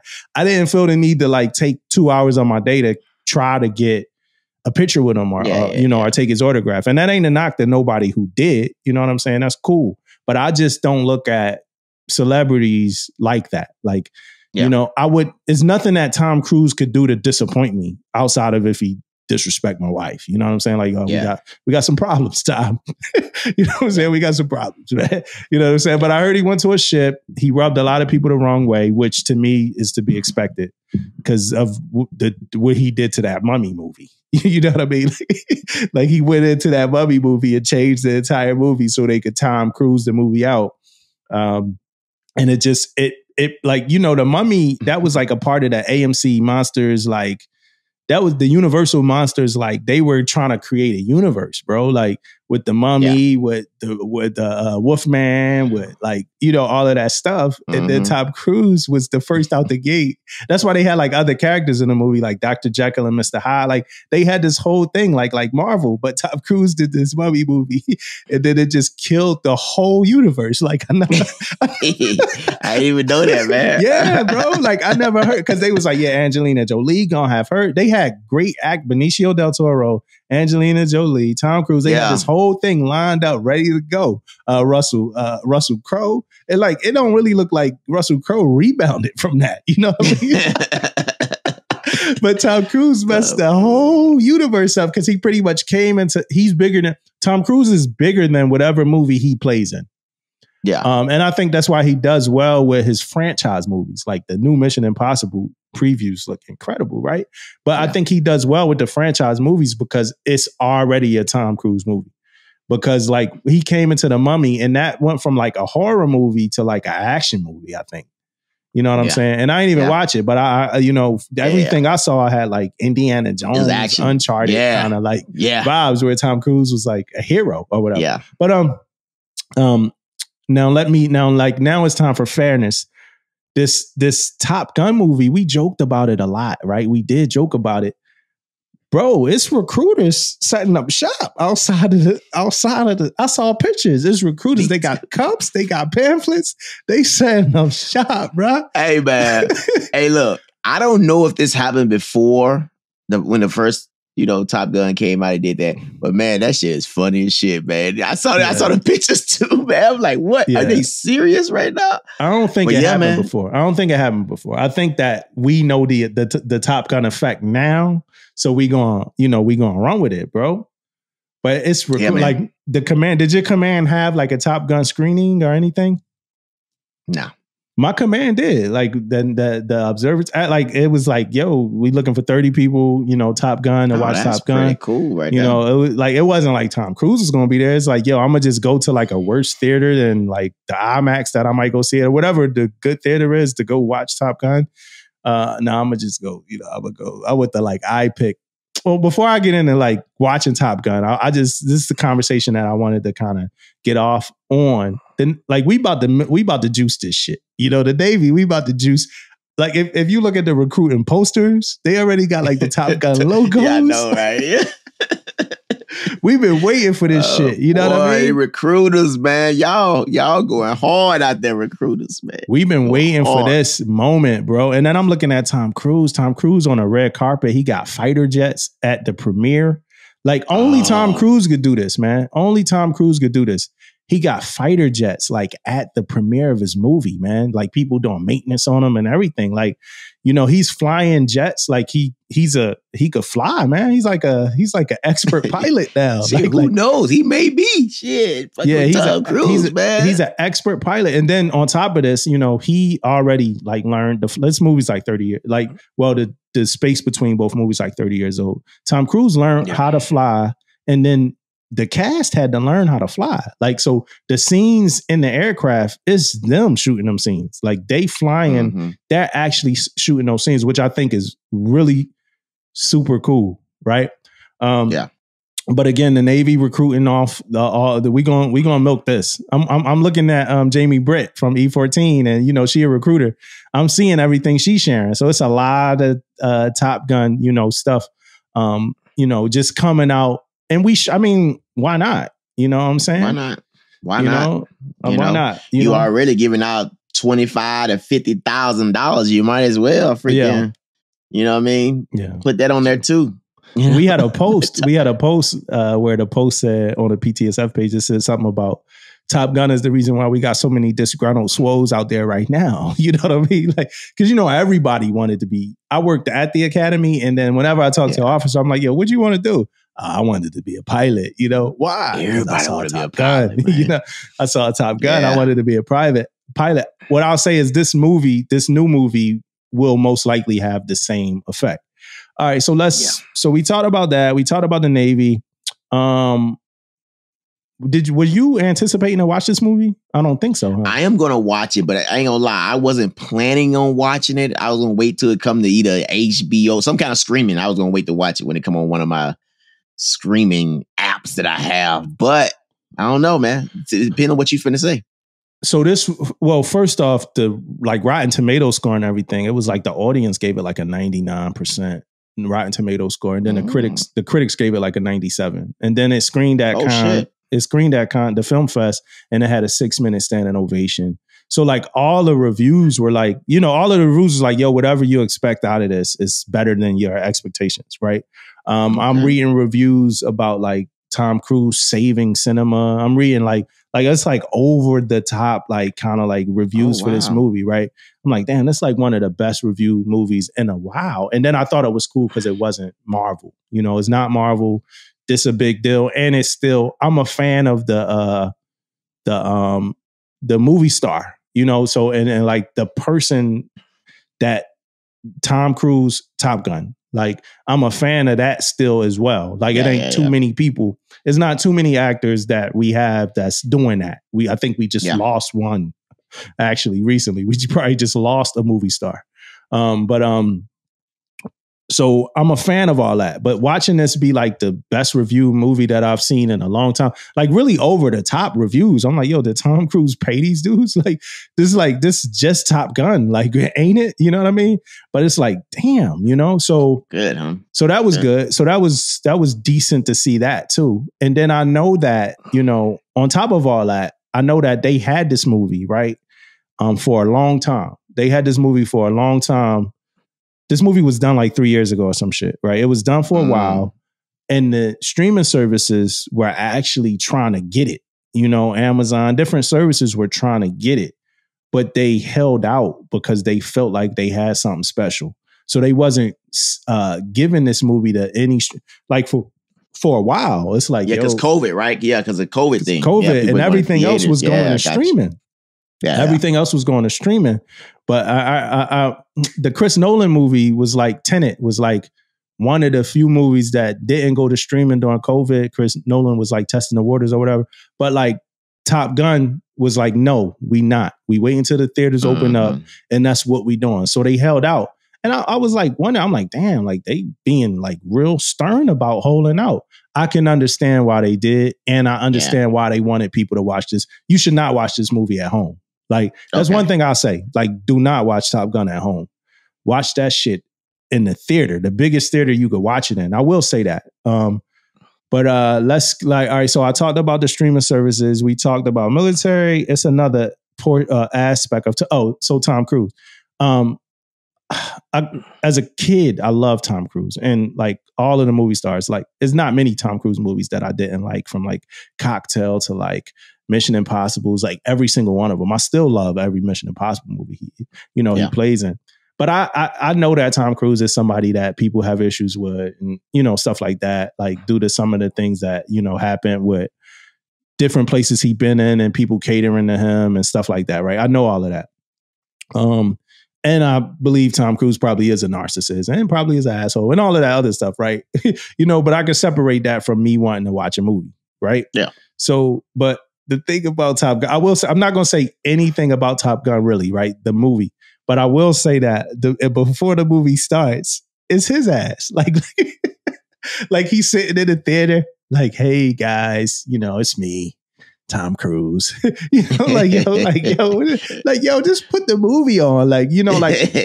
I've seen this before with like Scorsese or Francis Ford Coppola, like when they like preserved the movie. So before they started, they like, hey, we want to, or like a movie that was like banned where the director is like, yo, I'm glad this movie finally seeing the light of day, but not like Top Gun. Like it's like, all right, we here, and right before the Top Gun movie starts, the Mission Impossible trailer drops, right? And it's crazy, looks great. then you see Tom Cruise again, and you're like, oh shit, okay, Tom.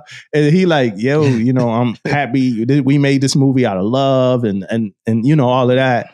Enjoy it, and then the movie starts, and I'm like, yo, this dude is a narcissist, man. Like, like he's like, that's just who Tom is, and I like Tom. I like Tom, and I know that he like a narcissist, and I know he probably like an asshole. But again, I don't want to hang out with Tom. I don't want to fly in the jet with Tom. None of that shit. Exactly. Yeah. But the movie is good, man. It's good. It's a really good movie. I damn near cried, man. Like I damn near cried. Like, but it was like tears of like, it's like when you watch like a sport. Remember them old sports movies, man? Like Rudy or whatever. Like them old movies where it's like they back against the wall. Like how they gonna get out of this? Then they like victorious or something. It was like that. Like, like Tom Cruise had you like on the edge of your seat or whatever. Yeah. And then you like in it, and we kind of knew the plot where it was like Tom Cruise was coming back to teach these other pilots. So, and I thought this was going to be like a Tom Cruise is like passing the torch kind of movie, and he not even going to be in it as much. And the other pilots, they going to shine.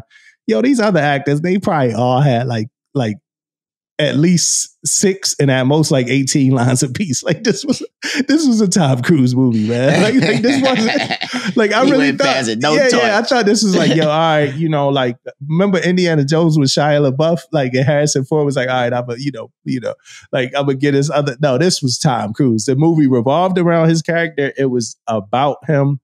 It was good. It was good. It was really good. I'm not gonna talk about Val Kilmer. But I know the news came out. His daughter said she was proud of him for being in it because we know, he's dealing with a lot of health concerns, and he was in it. He was in it. Like he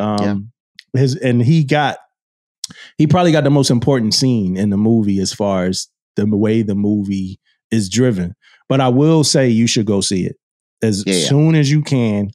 You're gonna leave out that movie pumped up. You're gonna leave out that movie feeling like the way you should. And it's no other movie that like has done that in a while. It feels like you like, it's like what we love about movies, right? And that's what Top Gun was. Like what we love about non-Marvel, and I gotta say that, like it's what we love about non-Marvel movies. If I feel like a kid again, it's like you get some of the vibes is like 80s vibes. This movie came out the first Top Gun came out like the year I was born.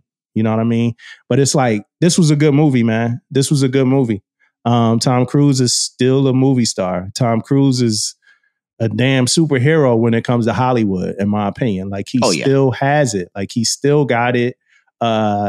He still got the wearing the glasses, the aviator shades, still taking his shirt off, still got the $1 million smile. I might be a couple thousand of Botox, added with that, but it's good though. It's good. Another Tom Cruise movie that I could say that I love, and that's all I'm looking for out of Tom Cruise. Yeah. I'm most definitely gonna go check it out, man. So that was like a mini kind of, but that's important. Top Gun is important. And then when you come back, we can maybe do like a real actual review. I know that probably felt like one, but when you come back, we could probably do a real actual review of no doubt that. Now I know you had some stuff you wanted to talk about though, man. Yeah, man. I did have some stuff I wanted to talk about, but my notes went away. But yeah. Well, real quick. What'd you got? Go ahead. No, I was about to go in on it. Oh, you got it? Well, I ain't got it, but I know what it's about. So one of the things I want to talk about, man, I was on a ship, and you guys know I always, talk about these little stories on the ship. I talk to sailors, and I know Damo going, he got a little smirk when I say this. Sailor asked you why what motivates you to stay in? No, not that, not this time. But I got this sailor. So they had a first class that came on board, been on board like 4 months or whatever. But this the second class, I guess before that, was like running the show, running everything, the go-to, all this type of stuff. Right. So when I get on board the ship, you could tell the first class is like, it's like he's like, drowning, But as I'm on the ship a couple days now, I'm noticing that the second class like knows a lot of this stuff. Yeah. That we're looking for, what we doing, and all this type of stuff. And if you coming from a small boy to an amphibian life, that's a whole different freaking ball game, right? If you don't know that platform. So the first class was drowning. Then one day I was in a repair lock, and I was talking to the second class, and pretty much she was, saying she's trying to find her way, meaning like her new niche or whatever the case may be. And I said, why? Right? If you know this stuff and you the go, why you still can't be the go-to person? Yeah. Why you still can't do your job at a whole high level? It's because now, and I said it to her, I said, it's because now the bosses ain't coming to you. They come into the first class, but then the first class go come to you. But you shouldn't create that, man. You should use it. Use that to your advantage. Use the first class. He may not be as knowledgeable as you yet, but you can use him for other things for now. Like making sure you get your paperwork, making sure you get this or whatever the case may be. Then you guys have that conversation. You sitting on the sideline, letting the division like look like crap right now is not the right answer. So that's what my question comes to. Do you think letting your division fail for what? To get a moral victory? To get let the people know that I'm the person, that I'm the go-to, still come to me? You know what I mean? What's I don't want to, I didn't understand it. And she pretty much like listened to me and heard what I had to say. I don't know if I got through to her or not. But my question is, do you let your division fail, man? Like when you know all the answers, when you know, what needs to be done and how it needs to be done, I don't know. What you think? I mean, I would ask the question is, have you ever seen like a Chiefs mess where like a group of Chiefs or whatever would let like a chief fail, Like, so for instance, let's say, y'all had to do something and one chief or something stepped up to do it, or like a few people did it, but like, or whatever position it was, for instance, like somebody got it, but other people didn't. You ever see it where the people that didn't kind of like just kind of played the back, like, and didn't contribute because they wasn't the leader?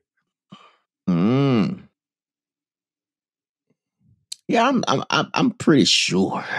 I've been in probably a lot of situations like that, man. And yeah, I'm gonna say yes. I've seen it happen before. Yeah, so I mean, we got to do better with that. I'm at SEA, and we had a conversation. It was a conversation that came up just about that. Like, you don't gotta be in charge to be the leader or whatever like that. And for some reason, I started thinking about that very dark thought about like, yeah, like it's crazy when like two people go for something or people go for something and then like somebody get it and then like the other person like don't contribute. Like it's not like a valuable member of the team. Yeah. And I've seen that everywhere, even in the mess. Like I've seen that like, in every aspect. It's like, yo, we still need to be like, we still need to be valuable. We still kind of represent the same. The biggest, where you see that the biggest time you see that as when it comes to chairs, man. Yeah. Like you have a chair, then you have co-chairs. You know what I mean? If you don't get picked to be the chair. Yeah. You know what I mean? The co-chair just sitting in there chilling. Sometimes it happens when you VP too, vice president. Sometimes the vice president sit back, and sometimes they are active. You know what I mean? But the thing about it is, I mean, it goes down, man. Like sometimes you just gotta understand and like what's happening. Everybody can't, like we always talk about this, man, but it's just true today as is, years ago, where everybody can't be in charge. You know what I mean? Everybody can't be. So what that means? Now you're not going to do anything. You're not going to contribute at all. Yeah. Right. And I look different. I look at the like person that made the decision for the leader different. Maybe it was votes. Maybe it was something else. That shouldn't, and it does it a lot, but I'm getting more and more into like you not being picked for something shouldn't like make you feel like lower than who you are, you know, especially in the Navy. But like, well, mostly everything is like statistical, like is all of this stuff based on like why you got picked, you know? So like, I just don't like, if you feel like you're the best person for the job, you very well might be. Like, don't feel bad because you didn't get picked to do it. Like, contribute, you know? And then like, maybe show your worth, you know, maybe show your value. So the next time this thing happen or these people get the vote for something, you do get, you know, picked for whatever this, you know, whatever this is. For me, fortunately, like a lot of things that I like kind of like put my name in a hat for, I wanted to do, I had support, you know, people who felt like, yo, I do think he could do this. I think he could hold it down. But it's also been times that, you know, I put my name in a hat for something and people didn't really know who I was yet. You know what I mean? So it's like, all right, let me put my head down and let me show these people what I have to contribute. You know what I mean? Yeah. And then that's a necessary evil, you know, and that ain't even an evil, but it's a necessary thing. Like sometimes you got to show your value and your worth. Like, so like you said, for the junior, and I know, cause the reason why I ain't want to just go straight to the junior seller, cause this happens in so many, like probably at the highest levels of corporations and stuff like that. But for the junior seller, like you said, man, just keep working, do your thing, do your thing. Cause the money not changing. You know what I'm saying? Like you getting the same amount of bread. Do your thing, contribute. And again, like you said, it's your team. It's your team. Like, don't nobody want to be, I don't want to be on a team where if the moment I leave, the team sucks. You know, I'm reading this book. I just finished this book called Good to Great. And it's about like level 5 leaders, like people who left teams and the teams thrived, you know, versus like level 4 leaders, people who left teams and it was like, yo, this team was only good when such and such was involved or whatever like that. And it's more about businesses, you know, because what did you really do, you know? And my goal always been like to like leave something better than, you know, it was when I showed up. That's my goal for everything I'm involved in. You know what I'm saying? And I hope it, you know, works. So she should just continue to contribute, like you said. Yeah, contribute to the team, man. And you know, speaking of like teams, and I don't know who really to point this finger at, you know, and where to point it at. But you guys know, you know, I do inspections on ships, right? So, man, the last couple ships I've been on, man, and this is becoming a thing because, you know, I'm you know, TICOM, so I see a lot of manning on ships. And the manning on ships right now is crazy, right? We now do, look, it got so crazy. I just sent I sent a senior chief and a chief to a ship. Yeah. Because they didn't have the right manning from my department. Right. And it's crazy how you can be on, I'm gonna throw I'm not the name, but the ship, a DDG, right? Yeah. And you only have 2 chiefs in the engineering department. 2. And one of them the top snipe. You know what I mean? Like how the manning on that stuff is like, and you in the yards and you finna go do workups and you finna get the ship out and ready to go. And so I'm thinking, so my guys went over there and they hit me up. Dude, damn near even the first class is all them TAD, man. Yeah. They TAD to the ship to get them through to a certain point. So when that certain point happens, then what? You know what I mean? Like, where is the manning at on these ships? We are making so many master chiefs, so many senior chiefs, so many, you know, chiefs. Where they at? You know, like the leader, where are the senior leadership on board these ships? Now, with that being said, maybe we're looking at it as like, okay, they're not going on deployment right now.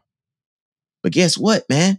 You always getting ready for something on these ships. You're always preparing for something. You can't just go on a ship. Okay, now they about to do workup, so let me throw them on a ship. No, that's a team. You got to get ready. Yeah, you know what I mean.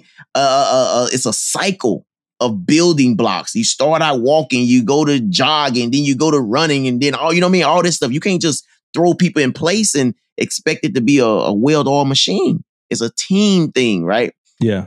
And that, I don't know if that's how we looking at it or not, but I'm just telling you what I see. And what I see is the leadership on board these ships is not there. Yeah. You know, I don't know how many ships I've been on now, man. It has been a top snipe. Yeah, just haven't been one on board. Yeah, and there's a lot of people filling in for top snipes and all of that stuff. Yes. And then, you know, another thing about that, man, it's people, I ain't taking nothing from people, you know, that's filling in and doing a job and all that type of stuff, man. But my question is, like, we got people out there that can do this job. Why are they not on these ships? You know what I mean? Like, it's only on a DDG. I'm just talking about a DDG right now. You build it for like I think it's 2 or 3 senior chiefs on board the ship. Yeah. Right? That's it. You know, where they at? Where do you think they at, though? I don't know, man. I don't know. I'm gonna tell you. I think we're finding them though, because I see all this like now. I think now, to be truthful about this whole thing, I do think the Navy is working on it. Right? The Navy is working on it. Yes. Because I've been seeing the I forgot the name of it. What the thing they call what they saw at the I think of the name in a minute. But they are taking people from billets and they putting them in spots. Now, I don't know if all these spots ships and where they sending them to, but they are moving people around, especially people who making rank and all that stuff. Because last year I think I had a senior chief that moved. They sent her somewhere else. You know, once she had picked up senior chief.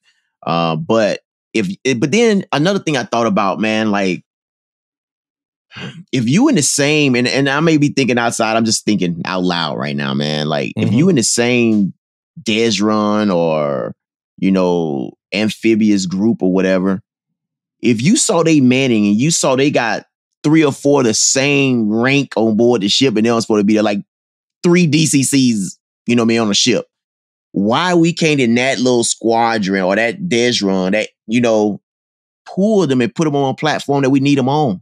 If we're in the same, you know what I mean, Desrun, I don't know, man. I'm just thinking out like, I know some ships out there I went on, they got like 2 DCCs on board.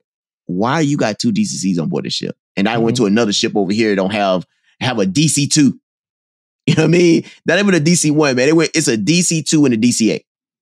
Yeah. You know what I mean? So I don't be understanding. I don't know, man. Yeah, I don't know. But I know it's harder than that.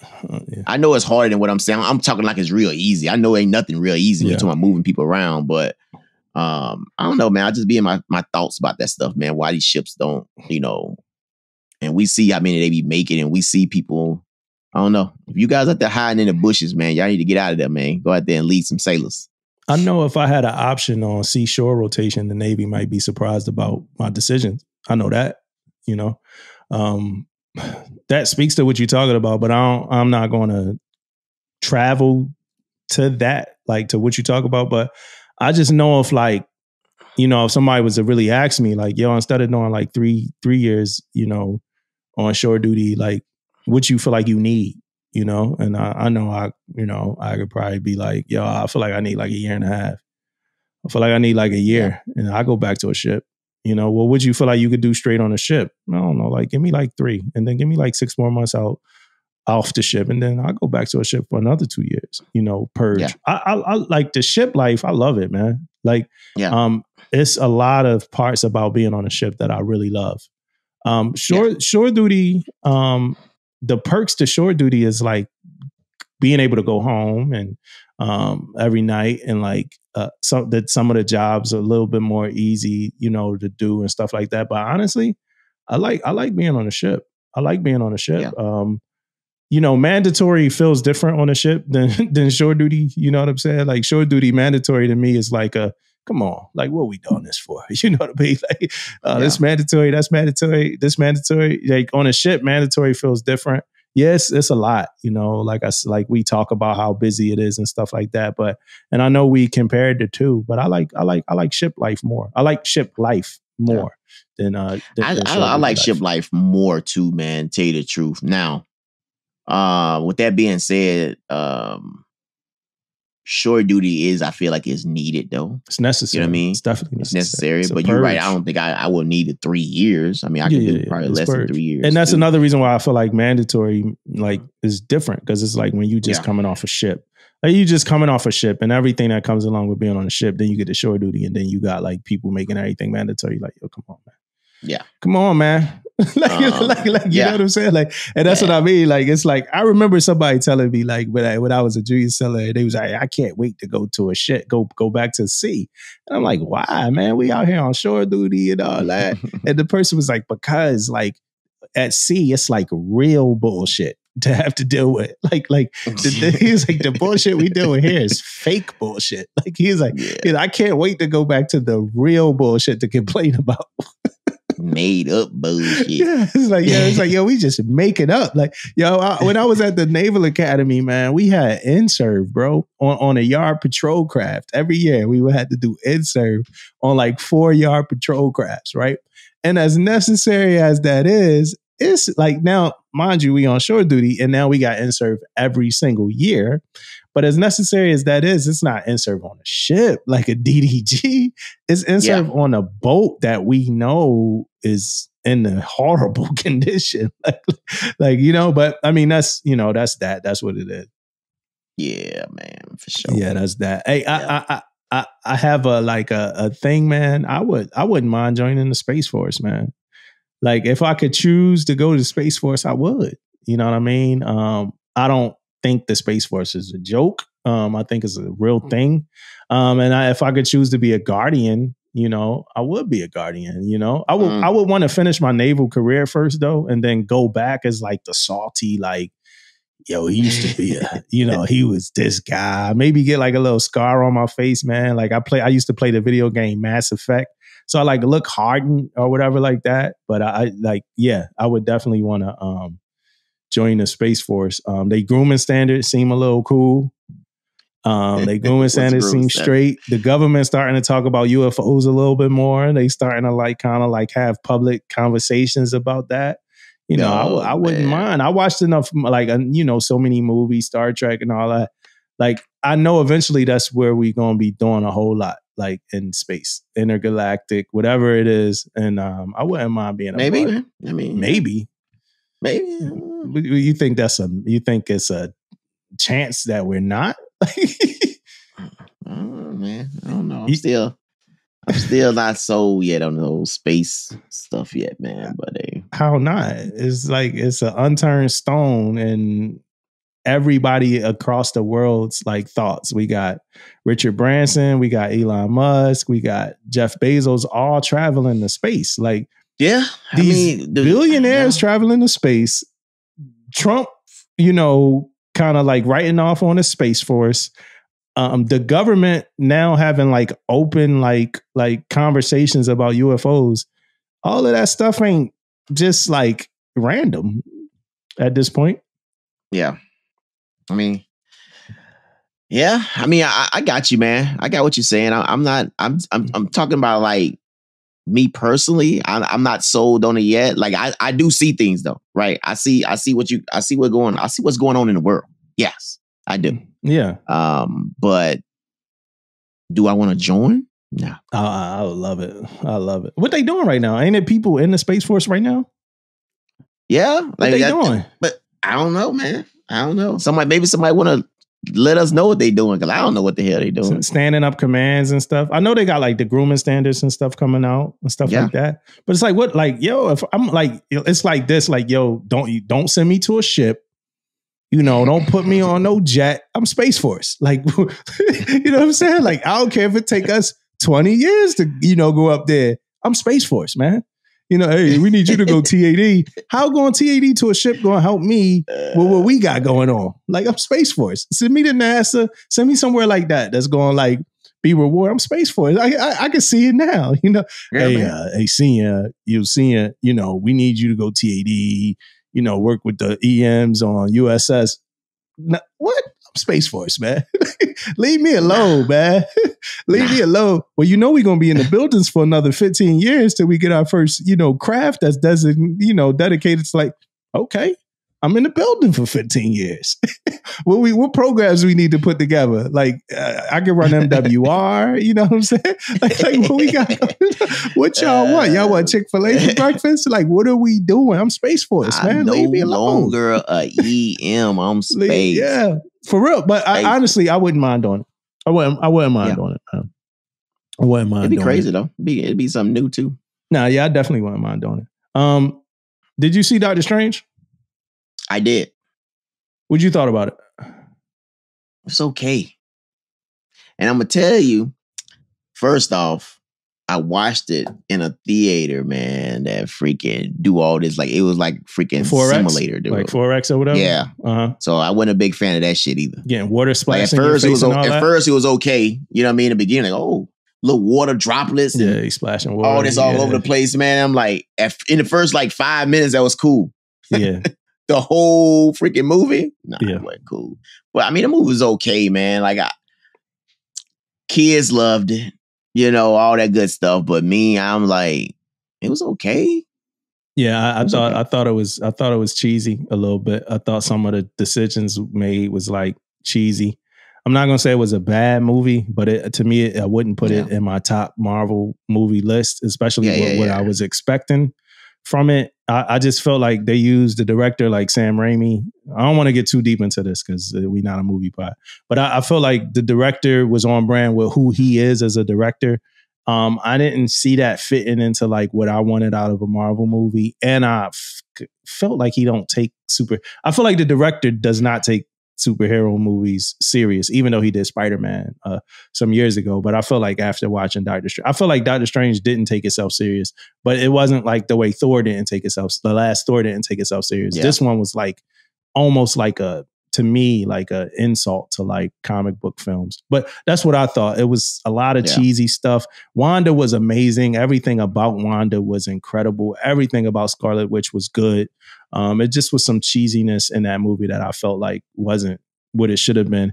And I'll go as far as saying this, Marvel been a little hit or miss to me recently, like compared to how they started. Like compared to how they started, a lot of stuff from Marvel just been okay. Like the Hawkeye show was okay. The Captain America show was okay. I liked the latest joint.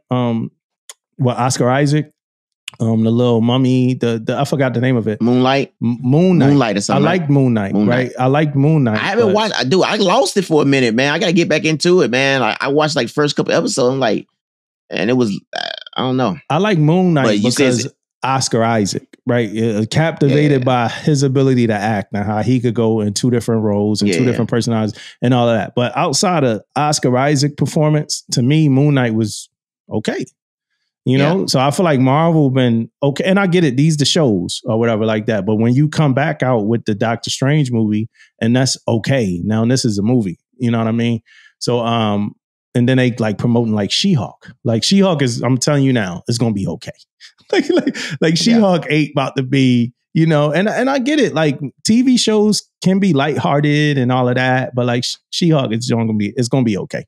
You know, so I know we got another episode of the season of Daredevil coming out. I know we got the Fantastic Four movies and X-Men and all that. It's a lot of expectations. So, you know, and I think that Marvel might have that, like now that might hurt you now is the amount of expectations you got, fan theories. You got to live up to like all that hype. Back when the first Iron Man came out, it wasn't much hype. You know, it wasn't much hype. Yeah. Robert Downey Jr., kind of like troubled actor, you know, all that stuff. So, I mean, that's good to go stuff. And then I want to say this real quick. For Netflix, man, I think the end is near. For Netflix, man. I know Stranger Things just came out. I just started watching Last Kingdom, which is really good. But Stranger Things just came out, but this is the last season of Stranger Things. Ozark, the last season of Ozark happened already. Money Heist, last season of Money Heist happened already. For me, Top Boy, the next season of Top Boy is the last season of Top Boy. I think it's over, man. I think I'm almost done with Netflix, man. I can't see myself giving them $20 for a month for another year. Like I can't see myself giving Netflix $240 next year. Yeah, man. I'm with you on that too, man. Yeah, I can't. But I don't know, man. My thing is also being the fact of being about not necessarily Netflix, but about my freaking direct TV, man. Like, good gracious, dude.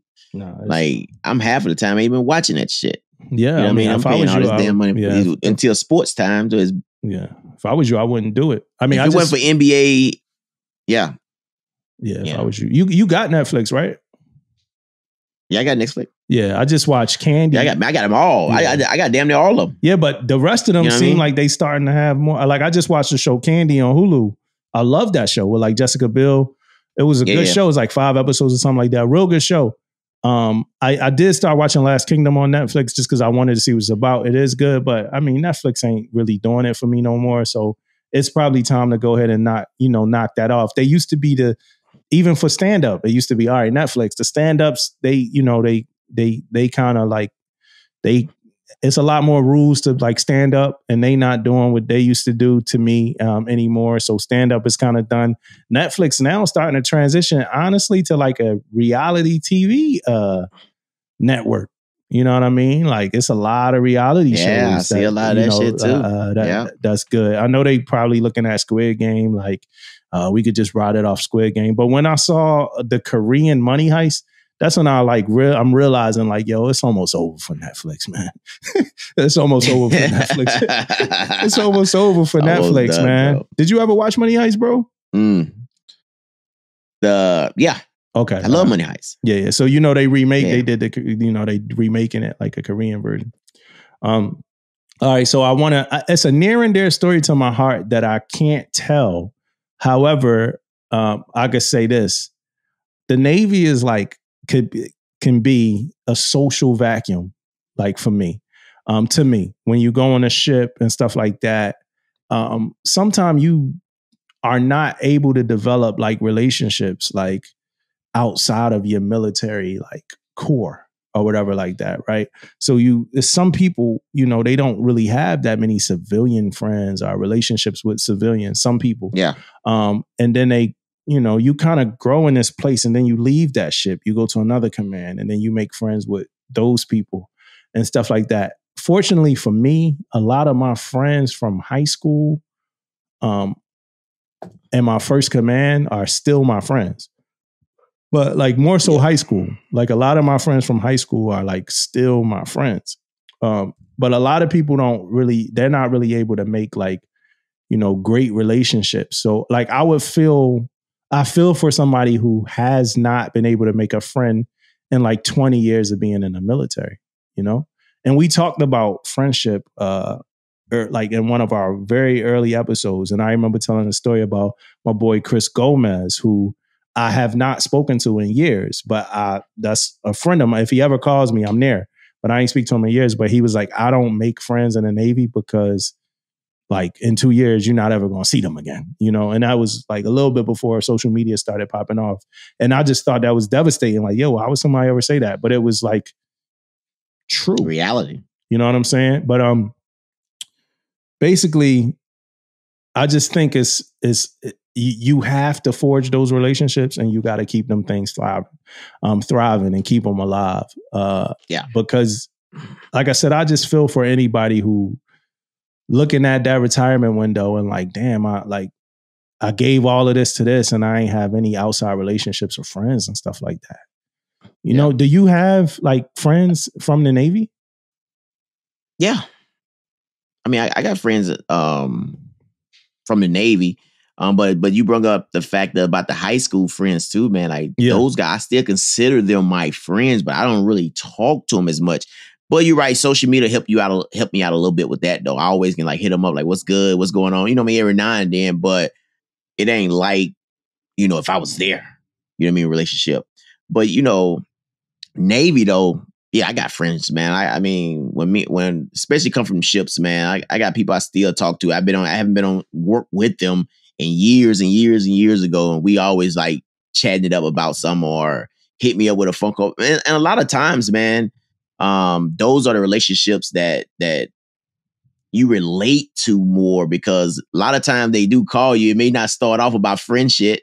It may start off about some work shit and then it end up, we chatting it up about something. But when somebody knowing that you have that person that you could call, about anything or whatever, those type of people, that's friends anyway. You know what I mean? So yeah, I do, man. I got friends, man, outside of. And I think, me personally, I put like the human like relationship first. Like I put like everything that got to do with like being people, I'll put it first. Yeah. So like, I think that's why I've grown some strong relationships with people, whether it be in the Navy or like my friends out the Navy. Like even like when the CO used to come visit us in CCS, you know, and I was like the chief down there on watch, and you know, he would talk to us, and he would ask the guys if they had questions, and they asking about like operational stuff and ports, and you know, and I'm asking the captain like, hey, like did you like how you feel that you gonna miss watching this Marvel movie with your sons, or like, you know, how you feel about, you know, this or that, or like something that got to do with sports and stuff. So, and that's like who I am first, like primarily, you know what I mean? So I think that's what like kind of does it for me. But I just feel really bad. Like my heart breaks for like the person that like at their like retirement, like realizes that like, damn, like all of these people that I invited, like none of them, you know, are here. Like, don't like, I looked at them different than they, crazy. You know, I like my heart breaks for that. I feel bad about things like that. We got a whole lot to talk about, but I don't think we will talk about it all. It is a holiday today. You know, so, but I do want to talk about my book. So we had GSE1 on here a while ago, and we did the BMF, and he talked about the BMF book.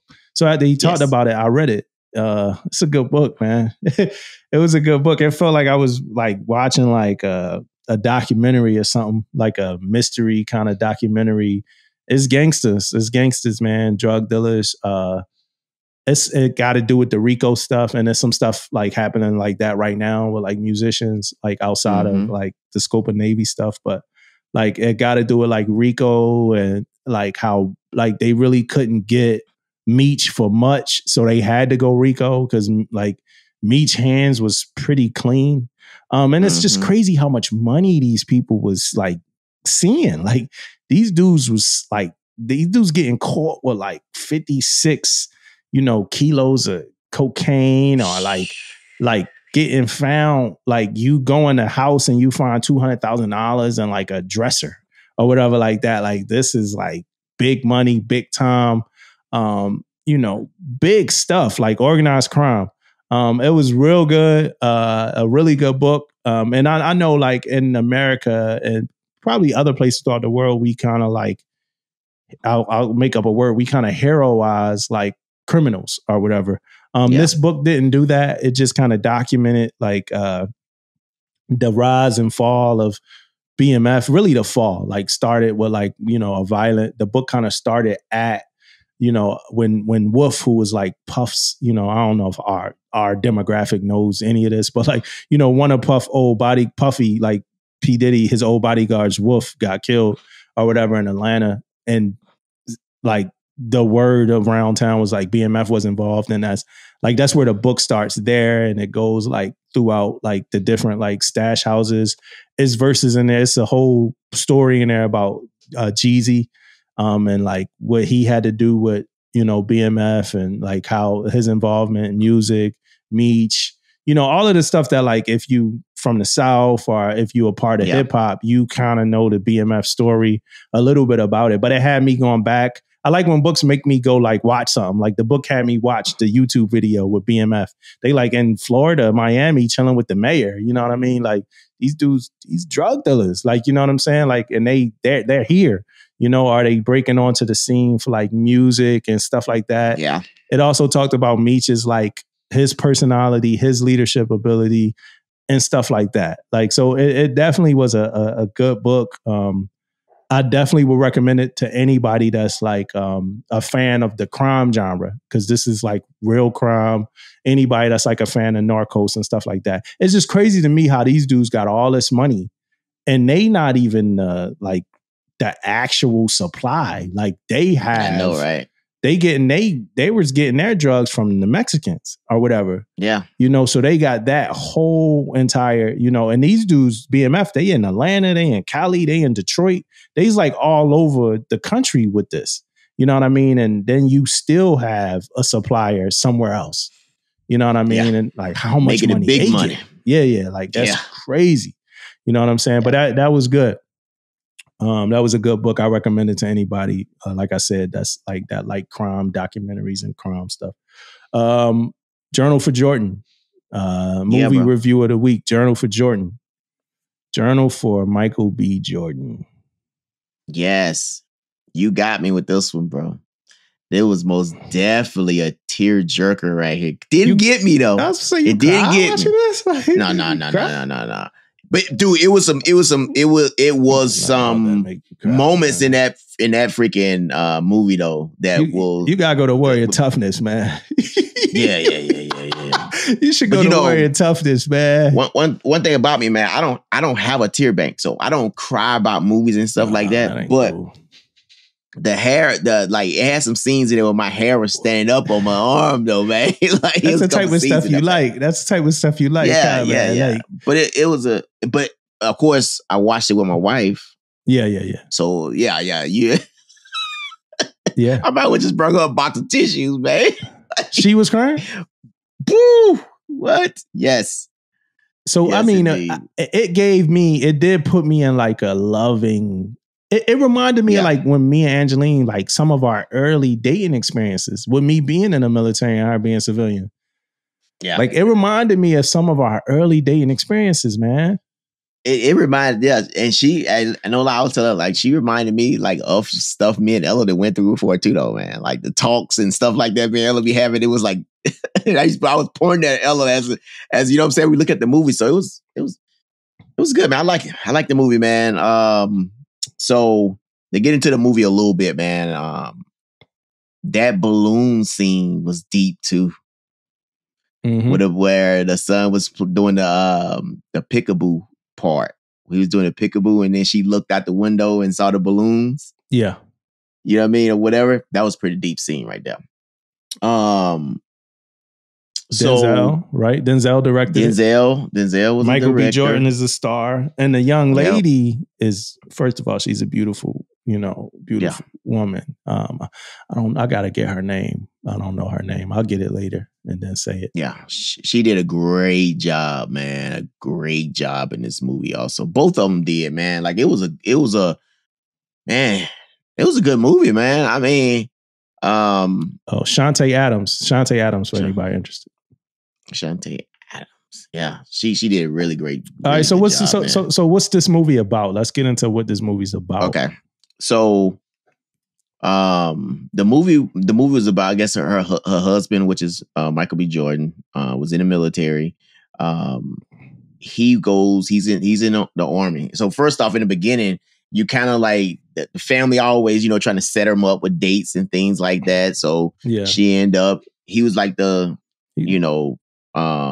we say that the sergeant was in, he was his sergeant or something. He brought the guy over. They came over to visit. Was her dad. Her dad. He had a relationship with her dad. Yeah.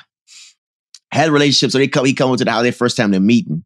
And it was funny, man, because the first thing she said was, has she met the other sister? Has he met the other sister yet? Yeah. You can tell there's some competition with guys with them or something. I don't know. But he said no. So they end up hitting it off, man. They end up hitting it off. You use your rank on your answer machine? You say your rank on your answer machine? No. Okay. No. Right. But it was funny, dude. In the beginning of their relationship, he always uses rank for everything. Sergeant Charles, First Sergeant Charles, whatever King. He used it. He was using it all the time, the whole time, man. So if you guys don't know, if you haven't watched it yet, man, he most definitely a true Army guy. Yeah. Right. Everything was military. The hero of the week. Yeah. He like the hero of the week too. You might as well just be the hero of the week. Dude, everything was straightforward with him. It was all military. And so, so you kind of knew what was going to happen to him though. Because how the movie kept going back and forth. So you knew he died and he gonna die. But I didn't get until the end when the son got older, I started okay, that's why it's named the way it's named now. Now I kind of like get it. You know what I mean? The name of the movie was. But the relationship, it was most definitely a love relationship between them two, man. One of those relationships that you kind of like wish was yours sometime in a way. It was so loving. They was always happy. And they had these moments where they argued and all that stuff too. Yeah. And she had resistance, right? She had a lot of resistance. I mean, even from like, so I could relate to like the early days, like where she was like making him sleep, where she thought she was about to make this dude sleep, in the other room. She like, yo, all right, you could come to the room. Then she had that long t-shirt on, that like cartoon t-shirt or whatever. Like, yo, man, put something sexy on, man. But like that was that, but hold on, that was that Let's Get It On t-shirt though. But I mean, that's that grown up t-shirt, like we both grown. That's that t-shirt, like not nothing sexy and nothing, but that is that t-shirt. But she had issues that she had to she had a lot of issues she had to deal with when it came to dating men. And I think a lot of women get scarred from past relationships and stuff like that. So a lot of us, not just women, a lot of us, and we come in with a lot of baggage. And I think she had like some of that stuff. Because remember when he went to they were supposed to meet up in Ohio, which he was wrong about. He should have communicated better, but they supposed to meet up in Ohio. And she went to the hotel already, candles lit, boom, boom, boom. He don't even call till like way later. One of his soldiers had a baby and the wife, had an issue that something could have happened to her. And she flipped out like, oh man, like, is you cheating? All the stuff that she was trying to get this man to not walk on the right side of the street for her. She was trying to get this man to like not eat as healthy as he wanted to. Like she was just trying to like normalize him. And he was a good dude. Like he was a different kind of man, and she was trying to normalize him to like, to me seem like, yo, why you not like, everybody else? But she knew this too though. Like even at one point she said, you know what, we need more gentlemen like you. Yeah. You know what I mean? So she realized what she was trying to do stuff, like even with his shoes, she wanted him to dress in suits and all that type of stuff. Yeah. Yeah. She was dope. And yeah, she was, man. Good. She was really good in the show too, man. I'm telling you, the movie is just like really, really good. Who she was. Like she was a businesswoman. She was a breadwinner. She made money. She was dope too. Yeah. Oh yeah. No doubt. And then I want to get to, man, like the whole movie was kind of about the journal for Joy. I mean, that's his son. His son is last name Jordan. And when he came around in the movie, the first time you start hearing more about him when he got into a fight. And then when he got into the fight, she talked to him. She actually broke out the journal and showed it to him. So then he started reading the journal. Mm-hmm. And in the journal, she backed up a little bit. She gave him that journal. I forgot what it was for. I think when he was getting ready to go to war for the first time. I think she gave him he went to go to war. She gave him the journal for him to write in. And he was like, I didn't know what to see, and he didn't know what to say, but said some questions there in the beginning to get you started. Yeah. Right. So the boy got older, got into the fight. She gave him the journal. And it was, and he was reading out of the journal. The first thing he read about, being a black person, you know what I mean? And all this type of stuff to kind of help ease him a little bit on what he had going on. And then guess what? When that started happening, the young man started getting more eager to know his father. So he started doing things, asking for help, and reading the journal more and started finding out more about his dad. It ended up being the ending was great. You know what I mean? He couldn't get no better. Yeah, he wasn't as much finding out about his dad, as he was also finding out about himself. You know what I mean? Yes. So, just to reiterate that one part that you said, just for anybody that never saw this movie before, September 11th happened during this movie in 2001. September 11th happened. I think they kind of meant like late 80s. So they, but like life happened and September 11th happened. And after that happened, he had to go, he's in the army. He had to go and, like commit to whatever the military had him doing. She called him at some point like, hey, I want us to have a kid. I want to have your kid. So they had a kid.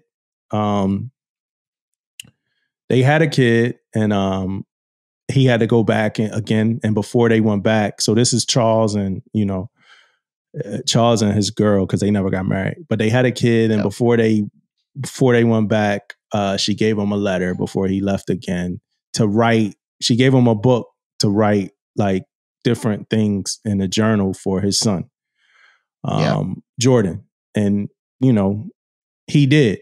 And then at some point, like you said, Jordan was getting bullied for his complexion because he was light. He was getting bullied for his complexion because he was light. The kids were saying that he wasn't really black and stuff like that. And then she finally gave him the book. And like you said, as Jordan read this book that Charles wrote, he started to learn about who his dad was. And, because that's what she told him. She was like, that's what she told Charles. Like, tell him who you are. You know what I mean? Because Charles was a good dude. So she's like, in learning who his dad was, he started to learn about himself. And in doing all of that, she had to confront like emotions that she was like kind of like trying to suppress. Right. Yeah. So, all of this happens and she finally, I feel like she had never been to, I told Angelina, I'm watching, I was like, has she ever been to his headstone? Like, did she ever go see his, grave before, since the funeral and stuff like that? Because at first she said she couldn't get the flag because she wasn't in the family, So, and Jordan was a really cool kid. Like he turned out to be. Oh, yeah, man. He was awesome, man. Yeah, he turned out to be a really cool kid. And then you see already starting to act like him, like his dad, man. Like stuff he was saying in the end. I said, oh, he doing too much. I was telling my wife, man, he doing too much. He was like, he looked like his journey is straight to the military time you get old enough. Yeah. and that was my gripe for this movie, because I didn't think this was a perfect movie. And I thought I thought it was rushed in some of those aspects. But whenever you base movies, for me, whenever movies get based off true stories, a lot of elements get rushed. You don't see everything. Everything wasn't, and I felt like the transition, like Jordan's transition, I feel like it wasn't, for me, it wasn't enough of it in the movie. It was just like he got the book and then the next day he was different. He's doing a lot. So, and there was other holes in there too. I'm starting to see more budget. I'm starting to look at movies more and understanding like the budget, and like, this movie, it's a lot of air in this space, like, different weird stuff like this. So, but I give it like a 3.5. I give it a 3.5 out of 5 though. I think it was real good. It tapped into like a lot of emotions, and it made me rethink about our love and relationship, because I watched it with Angeline too. I'm glad you watched it with Ella. I wasn't gonna say like, yo, watch it with Ella. I'm glad you did, because that was like perfect. A lot of love there. Brought back some feelings, some vibes, some music. It was a lot of cool stuff that happened. So I definitely give it a 3.5 out of 5. I thought it was really, really good. 3.5 out of 5 to me is a good movie. Yeah. Good movie. Yeah. I thought it was really, really good. Yeah, I'm gonna give it a 4, man. And the reason why most of them giving it a 4 is because of the actress, the actor, and Denzel. Yeah. You know what I mean? Like they all did great jobs, man. You're right though. It is some holes here and there, but there's a good storyline. It's a true story, a good story. And all that made the difference in the movie, man. And I'm gonna tell you, and for everybody who don't know, I'm an action movie guy. You know what I mean? It's like, give me some action, but man, this was a good freaking story. Like the story itself was good. But it was good. I like it. 4 out of 5 for me, man. Yeah, man. Yeah. And I mean, that's it, man. It's a whole lot of stuff we have to like, man, it's still so much stuff we got to talk about, like uniform grooming standards, mustaches, and stuff like that. But we'll talk about that. Yeah, most definitely.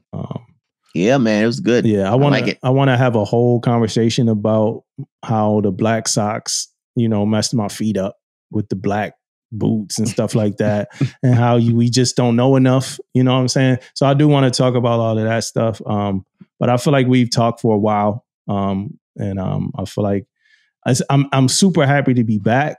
It's been a minute. Man. It's been a minute, so we back. We back. If we do take any weeks off or anything like that, it's because I'm gonna be traveling to SCA. I don't expect us to take any weeks off. I'm gonna try my best for us to still continue, but we back, man. It's been a minute. It feels good to be back, but most definitely, man. Most definitely. Yeah, we see y'all next week. Yeah, man. See you next week. Mississippi, what's up? Stand up.